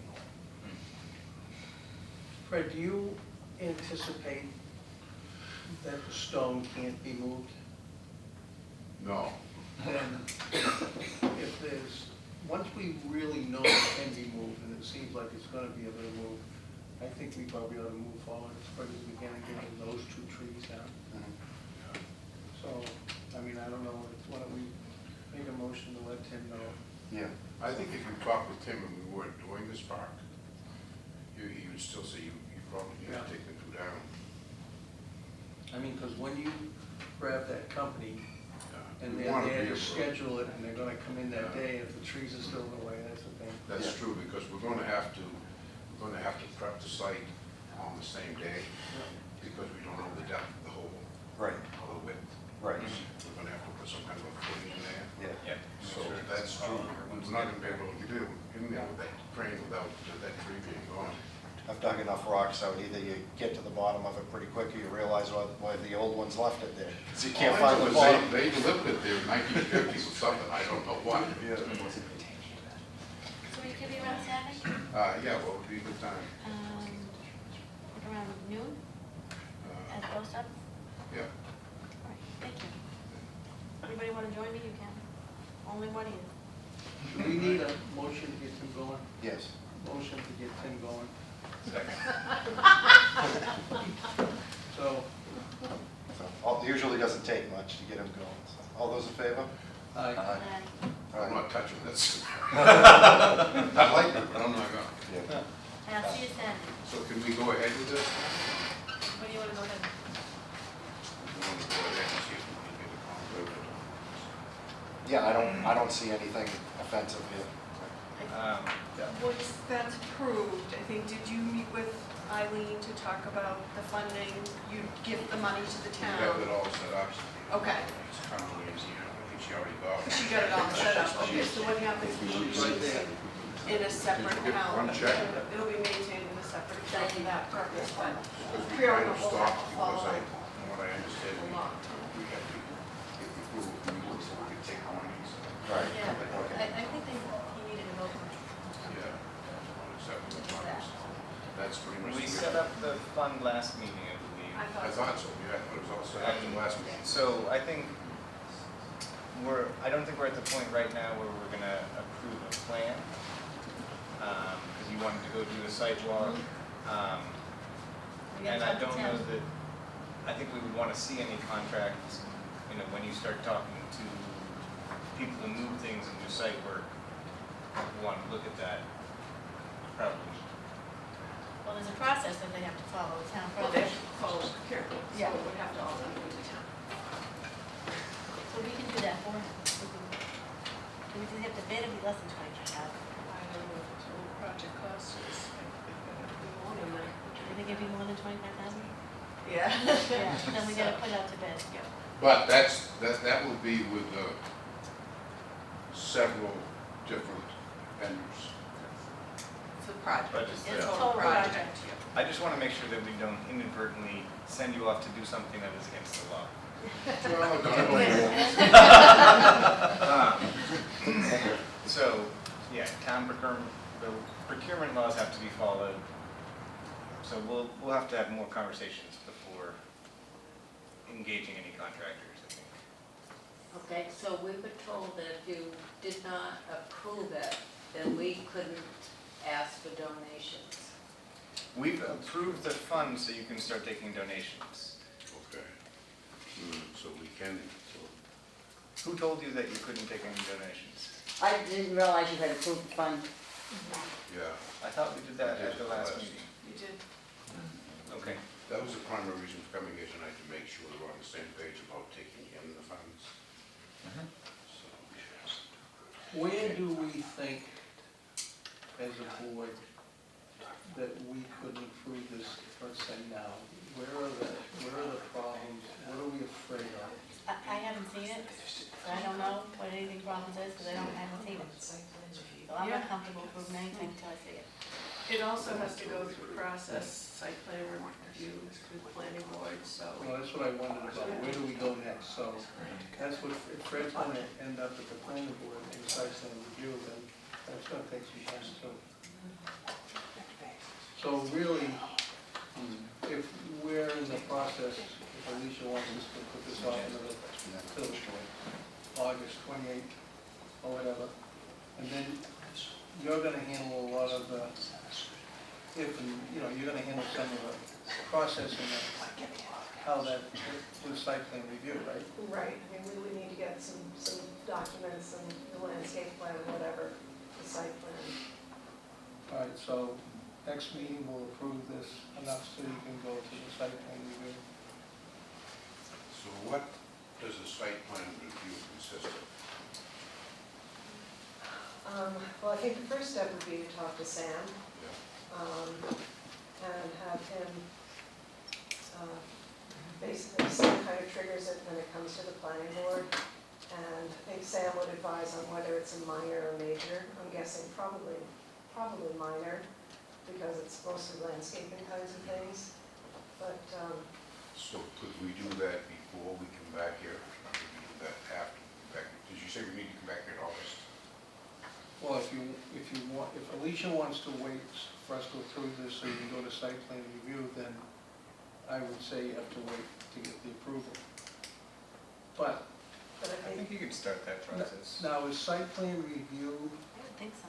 gonna trigger, is that like how much land is covered and stuff like that? I mean, why is this actually gonna have to go through site plan I review? think, I'm guessing, I'd have to take a look at it, I'm guessing it would be a minor review as opposed to something where grading is Okay, being yeah. done and that kind of stuff, so it's more administrative. But, I want to check with Sam. Martha, after we had the site plan review and say it was approved, then what is the next step? Then I think probably the next step would be, it's not a public hearing, I'm thinking out loud, I don't think there would be an appeal period. It depends on the level of site plan review, but once that's approved,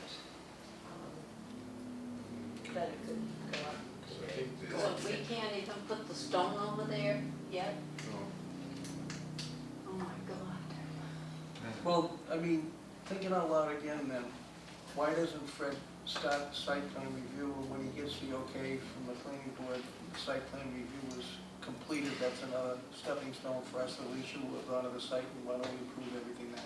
Right, but you guys will need to sign off on the application. The town will, since it's work on town property. You mean, yeah, before it comes to you or after? Before. I mean, we've already kind of approved conceptually what this is gonna be, so I don't see any reason why they can't go forward. I mean, I just wanted to look at it. Well, we have to sign off. Do you want to before it vote gets to allow me to sign off? so Yes. we can do Yeah. that? Motion. Second. Okay, who wants to put it in the motion? All those in favor? I move that we allow Tracy to sign off on the proposal so that it can be taken to site plan review.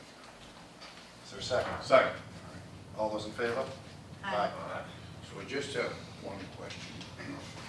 On, say, hiring a contractor this year, suppose how do you put that out to bid?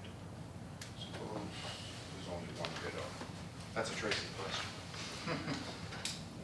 Put it out to bid and see where we get it. If there's only one bidder, then we go with that bidder. We'll put it up to bid for you, the town will. Yeah, we'll go out through the state's bid system. You do that tomorrow. I wish. We have to have a more defined project. We need the scope and. Once you go we'll through work site with you plan on that. review, and the bid process is pretty, it's what, 2 weeks? No, it's much more cumbersome than that. It's a number of months. I guess Really? what's Somebody was to volunteer advertise. that work, is that entirely different scope? If someone what, Chuck? To volunteer to pick that monument up and move it? As a donation. Yes. I mean, Fred's getting worried because he's coming up against a deadline. Yeah. Yeah. Timelines. Yeah. But to me, that's the biggest thing of all, is moving that rock right now. That to me, that's the, Once this is moved Plan for the meeting. in place, then we Yep. can work around. Yes. Work around. You gonna have to pour cement there too? Yeah. Why? No? Just Well, I think it's set in cement right now. little steps. Well, I think, There's no way. see, the problem is, we're gonna have to move it, and once it's out of the ground, then we're gonna Set have it to, on something. we're gonna have to prep the hole, because we don't know what size hole we need until, and this here will have a little grade, about an 8-inch grade, and this will be all dirt here, the flowers inside, so that's pretty much what that's for. We gotta lay those stones before frost. Back Doesn't sound like the last meeting will be over by frost. Just considering planning board timeline, you have to have engineered plans, correct? Well, for site plan review. 3-month bid process. It's ambitious, to say the least. I don't think Yeah. we're gonna get. What happens if that deadline comes and goes and you're not there yet? What happens then? My concern is moving this. Right.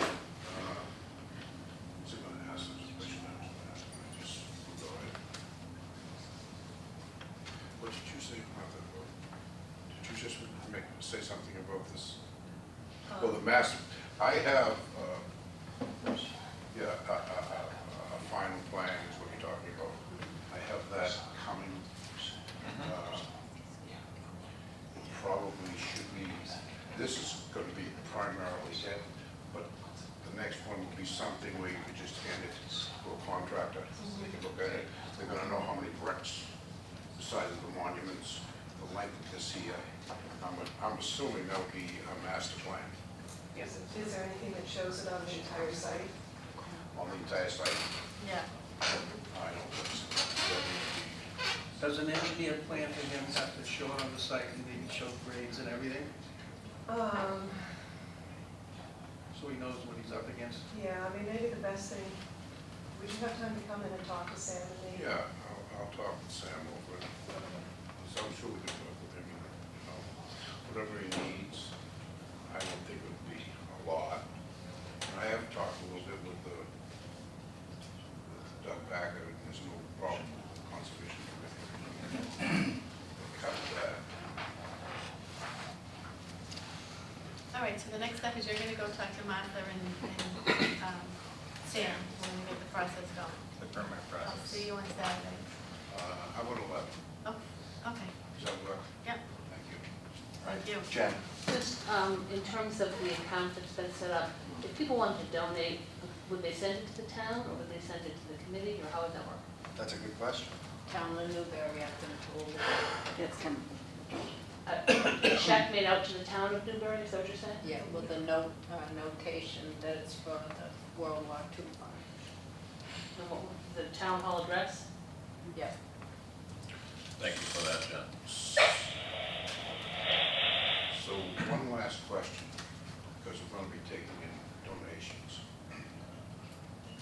Once this is approved by the planning board and the selectmen, and the whole project is a go, I don't want to be taking in a lot of money and have people say, oh, okay, you have to stop. Once it's approved, it's approved.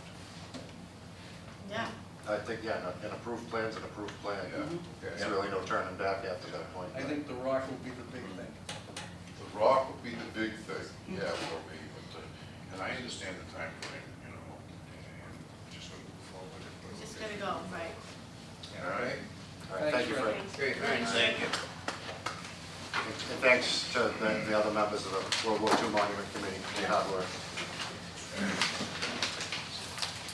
Okay, we have we have a Greenie update on the proposal to restore the Newbury Upper Green.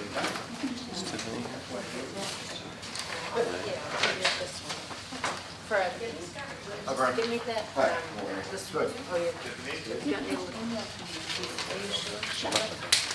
Fisher, working with Marina and nonprofit, working on the Upper Green. Hey, thanks. Thank you for your patience. You want a colored one? I got a colored one. We're here to update you, and also in order to hopefully get a signatory to move forward with the permitting process. Then we can go in front of the Conservation Commission and the Planning Board. This is the revised plan.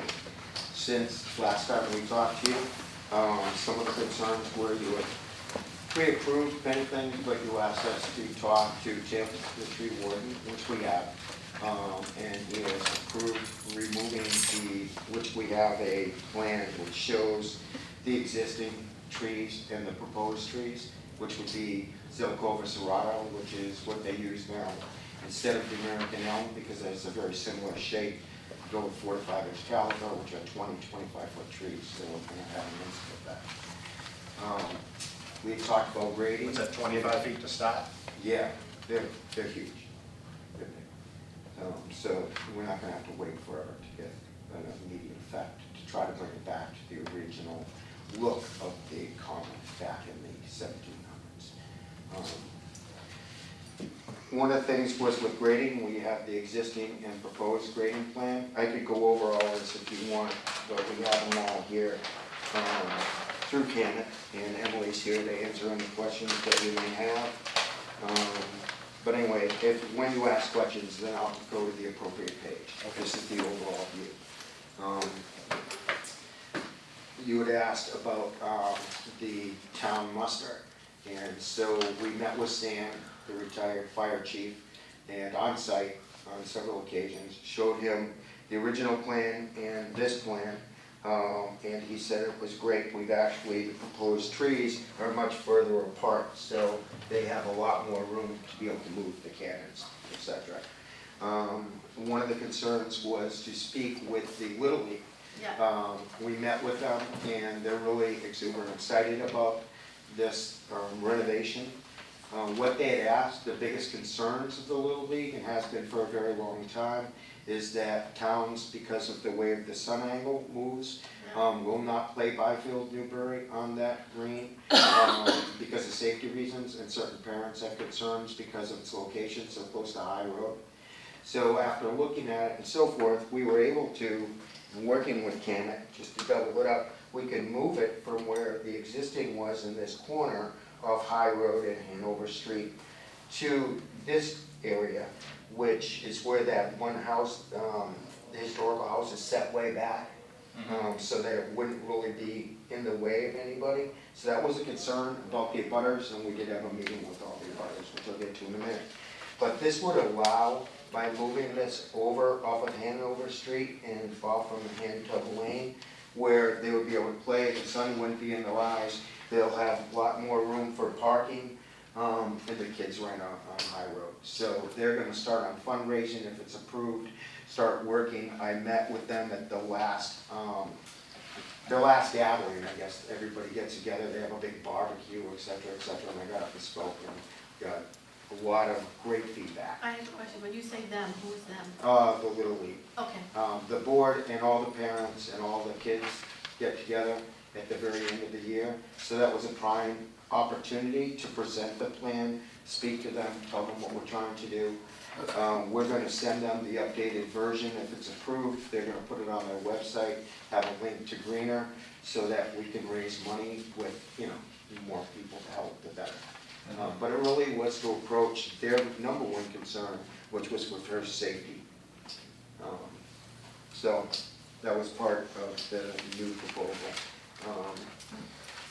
Let's see, the grading, we have a grading plan, the existing and proposed. There's only a couple feet in difference, but what we'd like to do is, and I can show, basically everything's channeled this way towards the pond. There was a 100-foot buffer, which people were concerned about. I think it was brought up. Is it a wetland or not? We had wetland scientists go out, did all of the research, etc. Camet did the research and checking with all the state laws and so forth. And where this has been used for hundreds of years as a gathering place, we're exempt. So we don't have to worry about that. Interesting. Isn't that? I'll be done. So, and any questions, Emily can help with that. But we did go through all of that process. Everything else is pretty much the same. We brought the proposed walkway with the large flat natural stones a little bit further back in order to leave the natural vegetation along the edges, etc. I don't think what else was of concern. Pretty much, that's about it. Everything else is pretty much the same. So it was talking with Tim, and getting that approved. Yep. We did get together at Keith's house, and I would say 90% of the abutters showed up, and we did a complete and total presentation, and people are really excited about it. They love the fact that we're going to be bringing in new trees, and that we create that feeling all the way around, and they'd be large trees right away. So that was a big plus, that was a concern. They like the fact that we're going to be regrading it and you won't have all the puddles. We have brought all the trees a minimum of 24 feet away, which I can show in the proposed plan. They're much closer, so we won't have any problems with the electrical wires. We're actually planting 3 more trees than are present. A couple more have come down. We have them on the plan as stumps. Why? Because they're hazards and they weren't in the way of the wires. What else? The filtration for the pond, is that on? Yes, and the filtration for the pond, it's really just simple. It's really the same thing you see on all your golf courses. which is a floating, and we have all the details and the specs you asked about it. On the last page, we actually have a spec sheet which is going in with all the permits. But basically what it is, it's just a floating aeration pump, which is right here. It's same thing they use in most of your golf courses. Same thing. Then you just take it out in the winter. Off and all that. Yeah, it just keeps it aerated for the fish, keeps it clean, and hopefully scares away some of the geese. Pretty standard. You know. Now, I know when Tim and the Historic Society were here, they were both concerned about the fountain. And I looked at the website based on the specs, and it's a fairly, all the pictures they had of that particular model that you had listed showed being a pretty substantial geyser-ish sort of fountain. It actually has multiple settings, so you Okay. put it on low. I mean, if you want it really high, it has the power to do that, but we don't want to just keep it on low. It's really for the fish and to keep it clean. That's the main purpose, more than aesthetics. Well, I think some people would object to the aesthetic change to a large spraying fountain. And so I was wondering if you had done any research into the UV filters that are a little less visually intrusive. And so I was just curious what you'd done with that and where that was at. We can, I mean, there's a whole, it's really whatever you guys want, as long as it does the trick. I mean, there's a whole slew of product out there, it's just a matter of which one do you choose. We haven't heard any negative feedback about the small fountain. I mean, I think aesthetically it's an improvement rather than still water, mosquitoes, And it would go, it would go through the UV filtration process, similar to what you would have on a house pump. In Raleigh, you know, the water gardens and so forth with Bill, we've installed them with them many years ago. And it's a UV light, and it just kills the stuff that goes through. So it's an easy thing to add on. Yeah, I can imagine people liking it, I can imagine people really not liking it as some people rather see things never change. Right. Some people are very happy for change. So I just wanted to make sure that there were some options, and when I looked at the website, I was like, I think that might be more than people are willing to tolerate, because it looked like it was shooting, 15, 20 feet up in the air. Yeah, and it was like, That's like 5 different settings. yeah. So. I just, I was skimming through the website, looking at the pictures, going through them. I don't know if that's what we actually want. That's one of the things that we had questioned. One of the other things was meeting with Tim and talking about plantings in the gardens. You guys had originally talked about hydrangeas. He had some concerns about hydrangeas. I wasn't sure where that discussion had gotten to and what your current thinking is. The hydrangeas, there really isn't any problem with them at all. His concern was mainly that, there's going to be a shaded area. They can withstand the ocean. They're down on Plum Island. They can withstand. I really don't see where off the backside of the flagpole. I've been doing this for going on 40 years. I'm also a urban forester and a certified arborist. And I don't see any problem whatsoever with the hydrangea. His concern was only about whether or not, from what I understand, we're talking about him, was how it's going to be maintained, and if they were going to be fully out in the sun, because then they will, as you know, and so forth, with water, but they're going to be in a shaded area. So I don't see that being a problem, and also with all the fresh water. The tree choice, I'm very happy with. I don't know a lot about that breed, but to bring that elm look back to the green, Must be so pretty. totally what I look for, and it's something I can only see in photos and history books. Very excited for that look to come back to the green. So, I'm sorry if I missed this. Are you gonna use your plan to cut down any existing trees? All of the trees All are of green. them. It really is done, if you look at it. There's It's all nothing on the green that's worth saving. You've got 2 linden trees, which might be worth saving, if you really wanted the linden trees. But 2 linden trees by themselves doesn't really make sense if you replant because the rest are silver maples, Norway maples. We haven't completely listed. There's nothing of value on that farm. And I know people look at a large mature tree. I fully understand that nobody wants to see it removed. But if we're going in with very large caliper trees, and we're recreating the look of the original town common, Correct. to save 2 trees that may be worth of any value, which are the linden trees, nothing else has any value at all. They're considered weed trees. We try not to plant them anymore.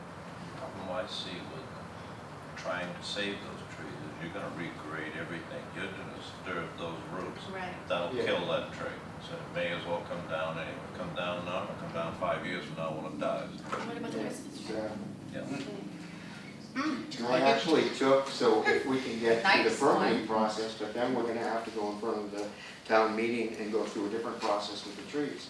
I actually went out there this winter, at the end, early spring, and took pictures of all the trees. And I can show you where there's cavities, the hazards, the condition. So when there's a concern with, at a town meeting or in the public, we can show you existing and what we propose, and go from there. Thank you for doing that. Because that's gonna, yeah. Very educational. There's 2 things there. One, I never knew about the ball field with the sun. And the exemption on the pond, I'm really astounded at that.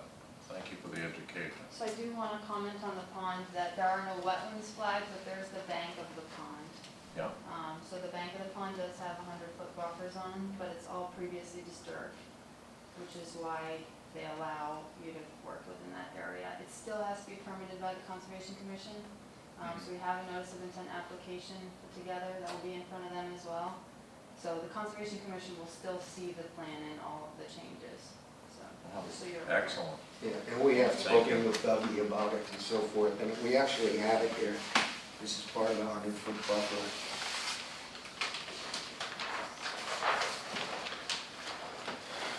So you're gonna put 25-foot trees in right off the bat, right? Yeah, Might as well. 4 to 5 inch caliper, which is high. Yeah. At this Caliper is point. that big of a base, 4.5 feet off the ground, so it's gonna be a very large tree. They're not cheap. It's a big But- ball too, isn't it? Yeah, it's not gonna be inexpensive, it's a very expensive endeavor. That's Jen. Yeah, thank you. 2 quick questions. I apologize, I didn't hear the name of the breed of tree you're putting in. It's Zelkova serrata. Is that a kind of elm? I'm sorry. It's a Japanese. No. No, Japanese. The problem with the elms, and even the Princeton elm, which they plant, not 100% disease resistant to the Can you Dutch spell elm the name disease. for me? Zelkova. Zelkova, thank you. And the other question was a follow-up to Selectman Jesperson's comments, because my recollection when the historical committee was here was that it was a concern about people being unhappy, but also there was something mentioned about the possibility that you didn't want to do anything that impacted the historical status of the property, of the common. And it's safe to say that the fountain has been cleared by the historical commission or society or? I think I read that when I was reviewing this meeting. I think they said as long as it was aerating and it wasn't, maybe I misread it wrong, because I read it last So night. you've been before them and they've okayed it, that's all I'm asking. Yeah, from the meetings, and we've had several that they were all on board with. The They historical just don't want to see, You weren't on as it was already mentioned, a large fountain. They don't want to see a modern fountain. It's really just something that's going to help aerate. So if you put it on its lowest level, it's just enough that it bubbles. It's not So going it to comes about impact the this high. historical status of the. Yeah, and there was originally, the original is right here, and it's still there, right across from where the gas station is. It looks like it's concrete, it's not, it's actual granite. There's a circular, I don't know, about 3 feet high and about 3.5 feet across. That's where the original fountain was. And if you look at the historical book in Old Newbury, you see it there, and that is still there. We'd like to put a plaque on that, or something to say this is the original site, you know, possibly of the original fountain. Now I don't see what purpose it would do here. It's kind of odd, because the corner, but that is where it is, and the base is still there. It looks like concrete, it's actual granite if you go up. So I'm reading back from the last meeting that we had, which, I want to have the date, September 17th. And I'm just gonna read this to you guys. Chairman Walker explained that Jonathan Higgins of Higgins Environmental has been treating and monitoring The water. yeah, the water for algae and clarity, the water clarity in the green pond this summer has been very good. Under the installation disturbed John's work right now, the idea of an aerator seems to make sense as water is always better when it's aerobic. Channing Howard, chair of the Historical Commission, stated the commission is in favor of an aerator but not a fountain. Any more than absolutely necessary to operate as an aerator, he repeated, not a fountain, an aerator using minimal effect to accomplish the task of aerating and not a fountain. Well, So- it's an aerator. Well, yeah, essentially Our that's short what one it is an aerator. So we could call it an aerator. Yeah. It's an aerator. So what were you saying about a fountain? There was a fountain on there already? Yeah. There was a fountain. There was a fountain, and the base is still there. It's But not actually- in the pond? The Right, fountain's no, in it's the right pond here, it was at outside. right where the, where Green Street and High Road come together. Originally, you know, they closed that off, but you used to be able to drive through there, not all that long ago, 10 years ago, whatever it was. Yeah. And it's right there, it's actually right there. If you come up to the corner, across from the police station, you'll look to your right, when you come to a stop, it's right there. Yeah. The base is still there. The pictures are on our website. That I couldn't tell you. I know the base is there, and it's kind of cool, because it's historic. What was that? Pictures of the old pictures of the green are on the Historic Commission 1635 website, Right, and they show it, which and you they show the can trees connect lining. through our town link on the website. Moving the ball field, is there gonna be a backstop behind the moved ball field? Yes. Now, question, because there are adults that use the fields and use the ball field, what are the setbacks to, you know, the pond and the benches, and how many feet are they, you know? I mean, the softball folks, are they gonna be whacking balls into the pond? Oh, no. No, it's further away. We actually, this is, it used to be here, it's way over here, and this is for Little League, because I brought that up. We actually went to the grog with several of the members, and we discussed all options and so forth. And then when we said, and I said, I'll look into it, I believe you can push it over to the Hanover side. And I said, my concern is, how far are these kids gonna be hitting that ball? Little League, they said they're not gonna get very far, they're gonna get maybe out to here. But I'm concerned about the adults that use the field for softball. I don't know many, I've never seen an adult Adults that could softball ever- game on that field ever. And I live or right there. how hard they would Am I hit it. am I dreaming when I go by? I think so.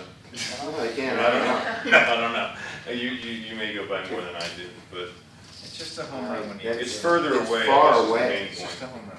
I mean, you can see the size of it. I mean, if someone hits that far, with all due respect, I think they should be semi-pro. Well, I didn't know what, that's why I was asking. Or You pro. may have seen the footage. I wish I could hit that far. I can get that for you. Well, the We infield, can, yeah. I think normally like an infield, that would be like a fence at a Little League place, Yeah. maybe, something like that. So we're talking about like from, yeah. Yeah, it's pretty far off. So can I ask that, 280 feet. that somebody reach out and somebody, or maybe you, Ellen, reach out to the Little League people, and I would like them to send us a letter Sure. agreeing to what these guys say, because I don't want anybody to come Yeah, back and say, so I "Well, you was- could have said that." Alicia, Right. I was gonna make the motion to approve this contingent on the Historic Commission, the Tree Warden, the Little League, the Muster, and James Surratt all writing in to say that they have reviewed and approved Okay. the plan as it stands currently. Okay, So that way we Second can move that. it permitted process. Yeah, so that will move. that'd be great. Great. Tree Warden, Okay. Little League, the Muster, and James Surratt. And if I may say that, we would be sending it to all of those people when it goes through site plan Site plan review. review anyway. Yeah. So on the discussion, So we're gonna where are we get gonna it. hang our banners? Yes. We're gonna get About that it. too. So the And Little on the- League and people on were the- like excited, they keep calling. Yeah, on the they Little keep League thing, contacting we me. did They this can't with wait them. to redo this. Yeah, it was- According to I them, just they're want paid for everything. On Their paper in town front of us, doesn't pay because for I've had anything. people say, So, oh, I had a conversation with them Oh, and of they course, approved yeah. it. Right, And then sure. you find out that Not at all. that Right, wasn't exactly, what yeah. they said, or it wasn't what they meant, and so I would feel more comfortable Right. having it in writing from these people, because. And I think that'll help you with the process and getting it things moving quicker. It'll help us also, as soon as we can get, well, as soon as we have full blessing, we can raise a lot more money from Newburyport Savings Bank and others who have said, we really need to know the town has said yes, Right. like completely. While we're on that subject and we're here tonight, it's good to get things out of the way sooner than later. On the funding, like I had questions, I was asking Tracy earlier about the funding, and it would have to work similar to, and again, pipe in if I'm not being factual, it'd have to work similar to the World War II Monument Committee, where basically, you would have to fundraise and then gift it to the town. And it'll be more factual through you, what's the Sure, process? the same process that the Monument Committee would be following. You would raise your funds, you would make a donation like you've seen numerous times come before the Board of Selectmen. It would be maintained in a special account just for that purpose, go through the permitting process, approvals, and then follow Massachusetts procurement. Well, and so. That way, God forbid, somebody dies or, things happen, just everything's in a row, So that everyone would understands. blow the bid, the whole thing. There's one nuance to that, a couple nuances. One is our 501s, yeah, right, so we would be donating the amount needed for this project. Correct. That's right. Now, we've already spent $40,000 in permitting fees and so forth, and engineering fees and so forth. So you'd like to recoup somehow, obviously. No, this is a gift. It's a gift to the town. So I this mean, is so, only, so we can't, all I'm saying is we can't give you that. That's because we okay, already we spent can it. keep track of that and Yeah. put it in the capital project as well. That's not a- so it's my understanding that this is gonna be the first project of yours, Correct. correct? Yeah, what's your plan, dude? Well, first, yeah. The goal is, I guess, for this to be the first of many. We plan to look forward to other historic, greens and parks that we could hopefully restore, enhance. So, yeah, we think it's a good first step, and Yeah, Okay, so you're gonna need your 501c3 will be set up, it is it's set already up. set up. not specifically for the Newbury Upper Green. It is For our organization. yeah, it's for the organization. It's described, I think, as like a charity that is, to restore historic greens Green, around plural, the right. country. Yeah. This one is ambitious. Oh, this one's gonna be a beacon, this is gonna Yeah. be. Man, this Yeah. thing's gonna be Spectacular. gorgeous. Right, and also, Crazy. and also it would, over 25,000 has to go up to bid, right? Yeah, by law. Oh, yeah. So that's, I just want to make sure this is all understood. Over 25,000 has to go out to bid if we're gifting it to the town? This is a 501c3 just telling you, we did our work and here's the money, go. Or would you rather? Maybe, should we bring it before council? No, you give it to them, it's undisputed, it has to go out to bid, there's no way around the procurement process, the legal procurement process. So if someone, just out of curiosity, if somebody came in and said, here's a check for $400,000, and the town decided, I think we'll improve the baseball field. Police station. Oh, no, the donation that you make is for this purpose, It isn't. and It's It's not a for this? donation to Greener. People have been donating to Greener, the 501c3. the donation you Oh, the make donation to we the make to town you is for that is purpose. for this Yeah. purpose. Yep. So And so it you don't. Oh, I lose see what on you're that. saying, so we can't Yeah. donate the final product? In other words, what if we just said, well, we're not gonna pass the money along to you guys, we're just donating the final product, you'll walk outside and see a new green. This is what I'm not clear. I don't I need think to that can get clear happen. on. Yeah, I Well, in don't other think words, so. so let's say you had a sculpture that was donated to the town. A sculpture, yes. Okay, so let's say we're a sculpture and someone said, we already have our sculptor. But procurement, an And we're gonna unsculpted deliver, product. this is essentially, in other words, this is Greener giving you our gift of a new green. I don't know that the town needs to. I can get a legal ruling, but I'm I think that's- It's municipal 99.9% property. sure I that. mean, the technically, Well, town the will town's allow not it. spending any money, so No, why but would the it's town be because putting it's anything town- out to bid? Because it's town property. It's public construction. But we're in Massachusetts. My question I'm would be, not and sure, I know actually. from working in Cambridge for many years Yeah. and so forth, do you have to go with a little bidder? Because there are a lot of people, and I know from the town of Newburyport, that they did the sidewalks. What a hack job. You don't So have you to go go. with a bidder that No. you know does crap work, but they get the contract No, no, because no, they're the no. lowest bid? You're required to go out to No, bid, there- you there don't are have to bids like choose that. the lowest bid, but you have to justify why you didn't. Well, one of the justifications would I'm be just, if you know, I we, don't wanna do something, I'm not gonna put any more time if it's not gonna be done right. I have absolutely zero interest. We don't want it done wrong either. well, And we're it's not, not- But if you give it to the don't- low bidder, it don't- that's a whole different call. Right, and I mean, don't miss. And I know this, cause I've Don't, done this. right, Yeah. I understand, no, I. yeah, we don't have to jump I ahead, but I think understand, one I of the understand, nuances. and it's not anyone setting up a roadblock, but we gotta follow the Gotta rules the follow the Commonwealth rules. gives us, and I think Yep. the next best step is we'll follow up with town council and town see just council, how this that's works, correct. because Yeah. I don't wanna set up a roadblock between a benefit for the town Yeah, yeah, yeah. And and half a getting million it, plus, it doesn't make you know. sense. What? Yeah, it's not gonna be cheap. I know, This I is know. a big project, Yeah. and it's free, and it's done through nonprofit. Right. So, Fully understood. Well, plus we're, you know, frankly, one way to express it would be, we haven't paid him at all, so if he then encumbers the project and says, well, actually, you can go with anyone you want, but we never talked about the fact that my consulting fee to get us to this point, innumerable hours, is $175,000. We'd be kinda screwed, frankly. I'm not in We- it for the money, but I am in it for, well, I don't, you know, realistically, but, no, it has to be done right. Right. And I will not have my name on anything if it's gonna just be thrown out to some I hack agree job. with you, I agree If there's a way legally to do it any different. All right, we'll figure it out. Yeah. We'll find Figure it out. Yeah, And we're that's gonna respectful. find it. I just wanted to put this Yeah, out yeah, there yeah. so it isn't Totally, a surprise. That's Yeah, what I town don't want to council does. blindside you later on in the end. I Yeah, I mean, appreciate that. and also, when we do put it out to bid, everything's done in the public, so when we do, open the bids and Yeah. see who's bid, you be here. You're there. You're here, you can see it all, and Do they have I a say would- at all? I don't know if you can have No, input. the board would have to vote it. It seems so strange to me, but I could. Massachusetts, I'm telling you. Well, it seems No, strange to all of I us. get Well, I it. guess I'm wondering, could they make their gift contingent on certain specifications for the project? We could ask. These are all questions for council. I Yeah, don't let's even, ask. We I don't should even probably want to just get the freewheel into information. those bushes, you know? Anything that really gets in the way of that procurement law for public, it's just. For public, For towns. if you're a town, so if someone came in and said, forget it, we'll give you the police station, you'd say, well, if you're Have gonna, to go out if to you're gonna bid. direct Yeah. who the contractors, we can't accept it. Correct. It would have Wow. to go out Yeah, to bid. yeah. Massachusetts. Wow, amazing. Yeah. All right. No, that's- Did you wanna go through your bona fides?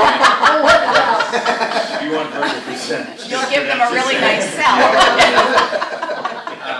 No, we get it, we get it. Oh, listen, get it. I know how much work you put into this, and especially you, young man, I'm very impressed by you. And I want to see this succeed for you, so we're gonna Yeah. do whatever we can to help you. All right. So, I That- just have Oh, sorry, go ahead. a question on an entirely different subject, which is I'm not terribly familiar with the Zelkova tree. And I wasn't, a lot of municipalities do planned tree replacement, so that in the future on the green, you wouldn't be cutting down all the trees at the same time again. And I was wondering if that's anything you've given any thought to. I don't know the lifespan of these trees. I looked at them a little bit. Since you've moved them back, I wasn't too concerned about the salt. But I was curious about, are they, you know, I think they're probably an 80-year, 100-year tree, what the replacement strategy would be. 120 years somewhere. 120, you say? Okay. What that would look like. Would you want to thin them in 50 years to bring in a second growth so that in another 50 years, you know, have you thought about that at all? I wouldn't thin them unless they needed to be thinned. That's usually only if you have a hazard branch and so forth, because of their natural form. If you go to the Frog Pond in Newburyport, I mean, and you look at the old courthouse, and you Yep. see where they put the pea stone down with the stone dust, and you look at those trees, those are Zelkova. Okay. They've been there for a while, but, you know. And there were, and I know they're a little different than an elm, but I mean, there were many, many elm trees in Newbury years ago. And I mean, I'm sure there were pests that bothered them too. I was always told Dutch elm disease. We just took down one And today. a monoculture is what you're saying, so what they went against was if a disease came along, not to have that monoculture. Right. There's no known major disease problems at all with the silk that's what they're using. But in order to get that historic look, I would take the chance, and if there was a problem, I don't see any problem. Given the size of the trees you're proposing, it puts me at ease with taking some things down there, because it's gonna be instant gratification. You know, as far as having some shade to get under. Yeah. All those little, you know, all the drawbacks of putting a tiny sapling in, you know, that kind of stuff, you know. No, we've Finds a already way checked around in the that. pricing and getting them, but the thing is, you can only dig them in the spring. So, with the timing is essential, because you can't get them now, you can't get them a month and a half ago. You know, you have to get them early spring. So next early spring. Because they dig them and then they ship them up. So out of Rhode Island, it's probably where we'll be getting. So. Cool. They're pretty penny, because you can't fit many on an 18-wheeler. Wow. That one, not that big. They're big. Gosh, I hope we're there by the spring. Wouldn't that be good? Wouldn't it be awesome? Can we be there this spring? Yeah, we can be there. Depends. Depends on the winter, depends on the process. Right, yeah. So, assuming we get all those letters from the Department of Managers and boards and committees you noted, can I go ahead and sign off on the permitting to move it through Should we process? make sure? I made a motion for the approval. Okay. Should we vote on that and then vote to give her the signing authority? Sure. So did we complete that motion? Ellen, do you have it? Or do I need to make it again? I have the motion contingent on asking the Little League, the Tree Warden, the Buster, and James Surratt, And the historic commission. and the Historical Okay, Commission. did we get a second? Second, Chuck. Okay, any discussion? All those in favor? Aye. And that would be a part of the planning board process, Martha, as well. So we'll ask for it to be It out would be there. what they're looking for. Right. Before that, in order to sign applications. And then I move that we give Tracy signing authority to move the plan forward, once all those things are received. Second. Any discussion? To move the permit plan. I just want to make sure that it's referenced, all three of the permits need to be signed, just so that's in there. Okay. Board of Selectmen, Planning Board, and Conservation Commission. Okay, all those in favor? Aye. And just so I'm clear, in my conversation with town council, what you're proposing is making the donation of the completed project. We'd love So that. there would be, okay, I Yeah. just want to understand. If it's possible for town council to give a ruling on our donating a park. Right. After completion. Right, and you know, and again, just understand, no roadblocks intended, I just don't Yeah, want no, it's a surprises good question. down the road. Are you familiar with any other city or town in the country that's done that? It's gotta be done in the past, somebody donated a park. I would think so. Oh, sure, I'm sure there's It's happened single somewhere. donors that say, I will Oh, donate it's a this. state But to your point, I don't know if they then said, and my guys are coming in to do it, Right. or if they were Right. like, so, I'll ask you if there's a way. And what they have done is they've donated land, put it into a trust, Right. given it to the town, you know, so, and reciprocity. I have to Reciprocity. believe that this whole thing is unique, and it's probably the first in the nation. So, It may be, we're groundbreaking here. yeah. I believe so. We hope to Many break ways. ground. Keith, as we go to the planning board and start to move forward with this thing, hopefully, you want to set up the ability of how you're going to stage it. You know, are you having all your funding at once? You know, probably not starting to, you know, doing part of it and not finishing the other parts. Oh, I see what you're saying, So, right. Yeah, we'll probably want to give them some insight. As soon as I have, as soon as I have as soon as I can give reassurance that it's actually for sure happening, we have some people who are gonna help us out a lot. But obviously they don't wanna write like Newburyport Bank and others don't want to do that, and then here, well, the town said they don't want it. Because they not don't gonna want to do get it for the that town, and they're Large donating to private greener. donations. People, Yeah. the number one concern is they say you're gonna get things started, but like many towns and municipalities, they get started and then things get shelved, nothing ever gets done. And what happened to my donation? Am I really giving money for what? Is it gonna actually come to fruition? That's a big part of when people are giving money. They Right. wanna know that a project is been approved, that it's moving forward, and it's actually gonna be built. I think when you go to the planning board, you can stage a lot of that, right, Martha? I mean, they'll have time Yeah. for the, you really have some timelines. Great, well, thanks for all of your Thank you help. very It's much. kind of you to offer the time. Well, thank you for all that you've done. Thank you. It's guys. been fun, actually. Yeah. Thanks. It's gonna be Maybe, great. maybe by the time you graduate high school, it'll be all done. Hopefully. Exactly. Goes to the. Thanks, guys. Yeah. Thank you. Thank you. Bye. Good night. Thank you Thanks very for your much. comments. Yes. Of course, thank you. For Thanks. Yeah. The silent. All right, thanks. Thank you. FISH. Visionary Landscape, LLC. Okay, town administrators report. Thank you. Very briefly, in addition to the Open Space Committee, the Board of Boston Trail, and the Media Committee, we're also looking for a member to fill the open seat on the Finance Committee. So I just wanted to keep you posted on that. I think they have had some interest. We may have received another letter today. So upon your request, we'll have them sit in on the committee meeting, and that'll be before you at your next meeting for appointment. Police Department is looking to hire dispatchers. Communications, do you want to talk about that at all, or? Sure. Briefly? Still here. We're always looking for qualified people, but we're looking for people specifically for our emergency communications, which is dispatching for police, fire, EMS, and the highway part. And if anybody is interested, you know anybody with that interest, please have them contact me directly, and I will direct them to the proper way to apply.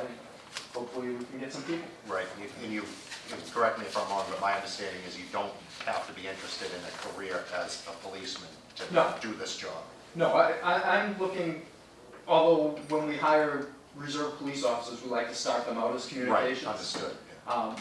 If you want to be just strictly a communications officer, and by all means. That's okay too. Oh, that's absolutely okay. I just wanted to make sure that's clear for everybody. Excellent point, thank you. That's it. All right, thank you, Riley. Thank you. Scotland Road's complete. There's more shoulder work and tying in driveways to be done, but the majority of the work is done. What a job they did. It is nice. Fruit Street cleanup is also complete. We've got a final total, and we'll be working with council to collect the expense of the cleanup from the party that dumped the stuff there. The fiscal year end is closing. Eileen and other members of the finance department are working to get the books completed, closed out, and free cash certification for the fall town meeting. Plum Island bathroom proposal is moving forward. Tim Meehan of ARC Surveying is doing the survey work. It's at about 95% complete at this point in time. And the Overway project will be before the planning board for site plan review on August 1st at 7:15. And Doug Packer and I will be there to hopefully finalize ushering it through the process. That's all I got. All right. How about any word from, on the field house, As far as the complete? it's complete except for the work the DPW has to do, the handicapped ramp. And I think the pilings are in, then we're gonna finish up the fencing. Those are the only two things left. And this will be when paving and summer work winds Right, down. once that winds, yeah. Okay. But all the work that was done by the person, there was some. That's all done, It's no, all done. all You know done, what I'm talking checklist, about. yeah. Yeah, the checklist, that's it. Yeah, the finalist is all done. Yep. Okay, in old business, we have a letter from ABCC regarding Bob Lobster's Right, their liquor license, and basically their proposed outdoor corral, I don't know what the right patio, you know, for having a drink outside, doesn't meet the criteria put forth by the state, so it looks like they're gonna have to go back to the drawing board and revise that a bit. Oh, that's what that's about, okay. Yeah, I wasn't, is there any appeals process for them? No, okay, so it's just back to the drawing board. So what was it, it wasn't attached? I don't think, I believe it's because it wasn't Because they had to attached cross to the building. the parking lot with drinks. Because I know you see in most places, not, you know, when I think more about it, it's usually, you The step out of the sidewalk door and you're in outside. it. Yeah. Yeah. So, have some correspondence, letter 6/24/2018 from Cushing, Jamallo, and Wheeler regarding release of fertilizer on Route 1A, Newbury and Rowley. What does that mean? Mass DEP, it's the fertilizer spill. We received some correspondence about it There was a spill? at the last meeting, yes. This was the same one from last meeting? Correct, same Yeah. one, just more paperwork. Yep. We have a letter of 6/22/2018 from the Federal Emergency Management Agency regarding case 18-01, 1500A, 323 High Road, which, could you shed a little light on that? That was, it's a new house on High Road that was built by Britain. On the island. That's on the island. Yeah. And basically, I think they were looking for a letter of map amendment from FEMA saying that it's not in the flood For zone. the flood laws. Right, so the structure was deemed to be out of the flood zone, I think it's 13 point something feet. Okay. And we also received a letter, 6/27/18 from Xfinity regarding video service packages. They're discontinuing some of their old packages and introducing new ones. Any citizens' concerns tonight? Concerned about the cows. I don't think they're coming. They're in the plan, Yeah, they are in the plan. which, well, I only got because I happened to ask Martha about them. We didn't know that No, it was coming up. the, Bronze cows. they're on- Cows are on the last page. It's cows. 3 cows on the plan. Yeah, 3 cows. I think it was approved at the last meeting, at the September meeting? No, no. No unanimous. I wasn't here for the September meetings. Didn't you just approve it just now before they left? yeah, we did, but The cows are on page 5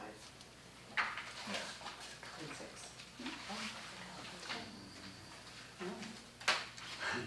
Bronze cows. They want to get real cows, maybe. I think they were gonna put. So, I think in the structure of the motion that was made, the historical commission should be able to put a big old ixnay on the cows. Yeah, our ixnays don't really go too far. Because we had discussed it, the selectmen had unanimously not supported them, but they were still in the plan. Yeah. And that is part of why the motion was structured that way.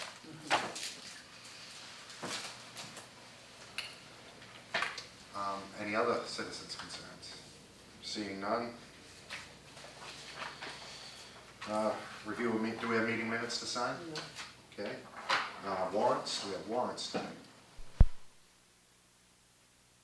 Yes. Motion to sign warrants. Second. All those in favor? Aye. Aye. Any meeting updates? I think we have a big one tonight. Yes. Anyone else, meeting updates? All right, no executive session, so, Motion to adjourn. for a second? Second. All those in favor? Aye. Aye.